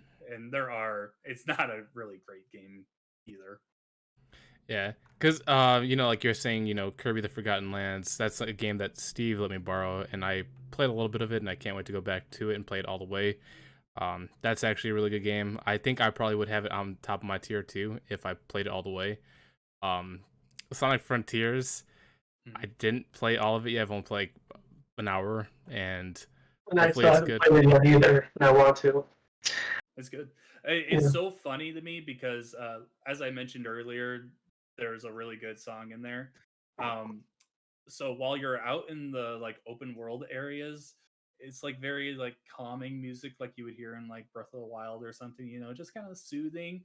And then Mhm. when you get all of the Chaos Emeralds, you go to a boss fight and it's just like all hard rock and everything. It's amazing. It's such a weird tone shift, but you play as Supersonic multiple times in these boss fights and it's really fun. Yeah, I'm looking for. I've seen. Unfortunately, I was spoiled a little bit from it because Twitter, but I've seen a bunch of those robots you're talking about, how they're just doing some interesting things. So I can't wait to get to that part. That's something I'll be doing on stream later on. But I'm looking forward to it. I can't wait to get to that song because I'm a fan of music, video games, and the way you're making it sound, I'm looking forward to that track. All right. Yeah, it's the first boss fight, so you shouldn't have to wait too long. Okay. Yeah. Hopefully, I mean, if it's really good, I might actually put it in my Spotify playlist because sometimes I have game music on my list. All right. So, is there anything else you guys want to add? Oh man. No, I would just like to say, John, thanks for being on our podcast, and you're always welcome to come back in the future. So. Yeah, this was fun. Thanks for having me. Good conversations. So, once again, thank you, John, as well, because he said it. I gotta say it too. But if you can catch John on Twitter, his name is RevXShadow. There'll also be a link in the description below. You can also catch him on Pixel Street with him and Joel making videos and doing a wonderful podcast as well. I recommend watching it and videos. And I also recommend checking him out on GamePer while he does fantastic reviews, at least ones that help me out greatly for Pokemon. So I recommend checking that out. But thank you so much for being here. Is there anything you would like to promote or share? No, you got it there. Just Pixel Street and GamePer. That's my main stuff. If you want to follow me on Twitter, I'll say a bunch of video game stuff and occasionally talk about my Cardinals. Yeah, I've seen the trend. We didn't get into a friendly banter about, by the way. But. No, I'm all for it. I'll tell you how wrong you are for being a Cubs fan. Let me join you in on that because I want to tell him how bad his Cubs suck too. Whatever. We can go for 3 more hours here. But good luck with Contreras. You're gonna watch all your pitchers' ERA go up. All right. Good luck with your AAA team. Will do. But that is gonna be it for episode 15. Thank you guys so much for watching, and we'll catch you guys later. Peace.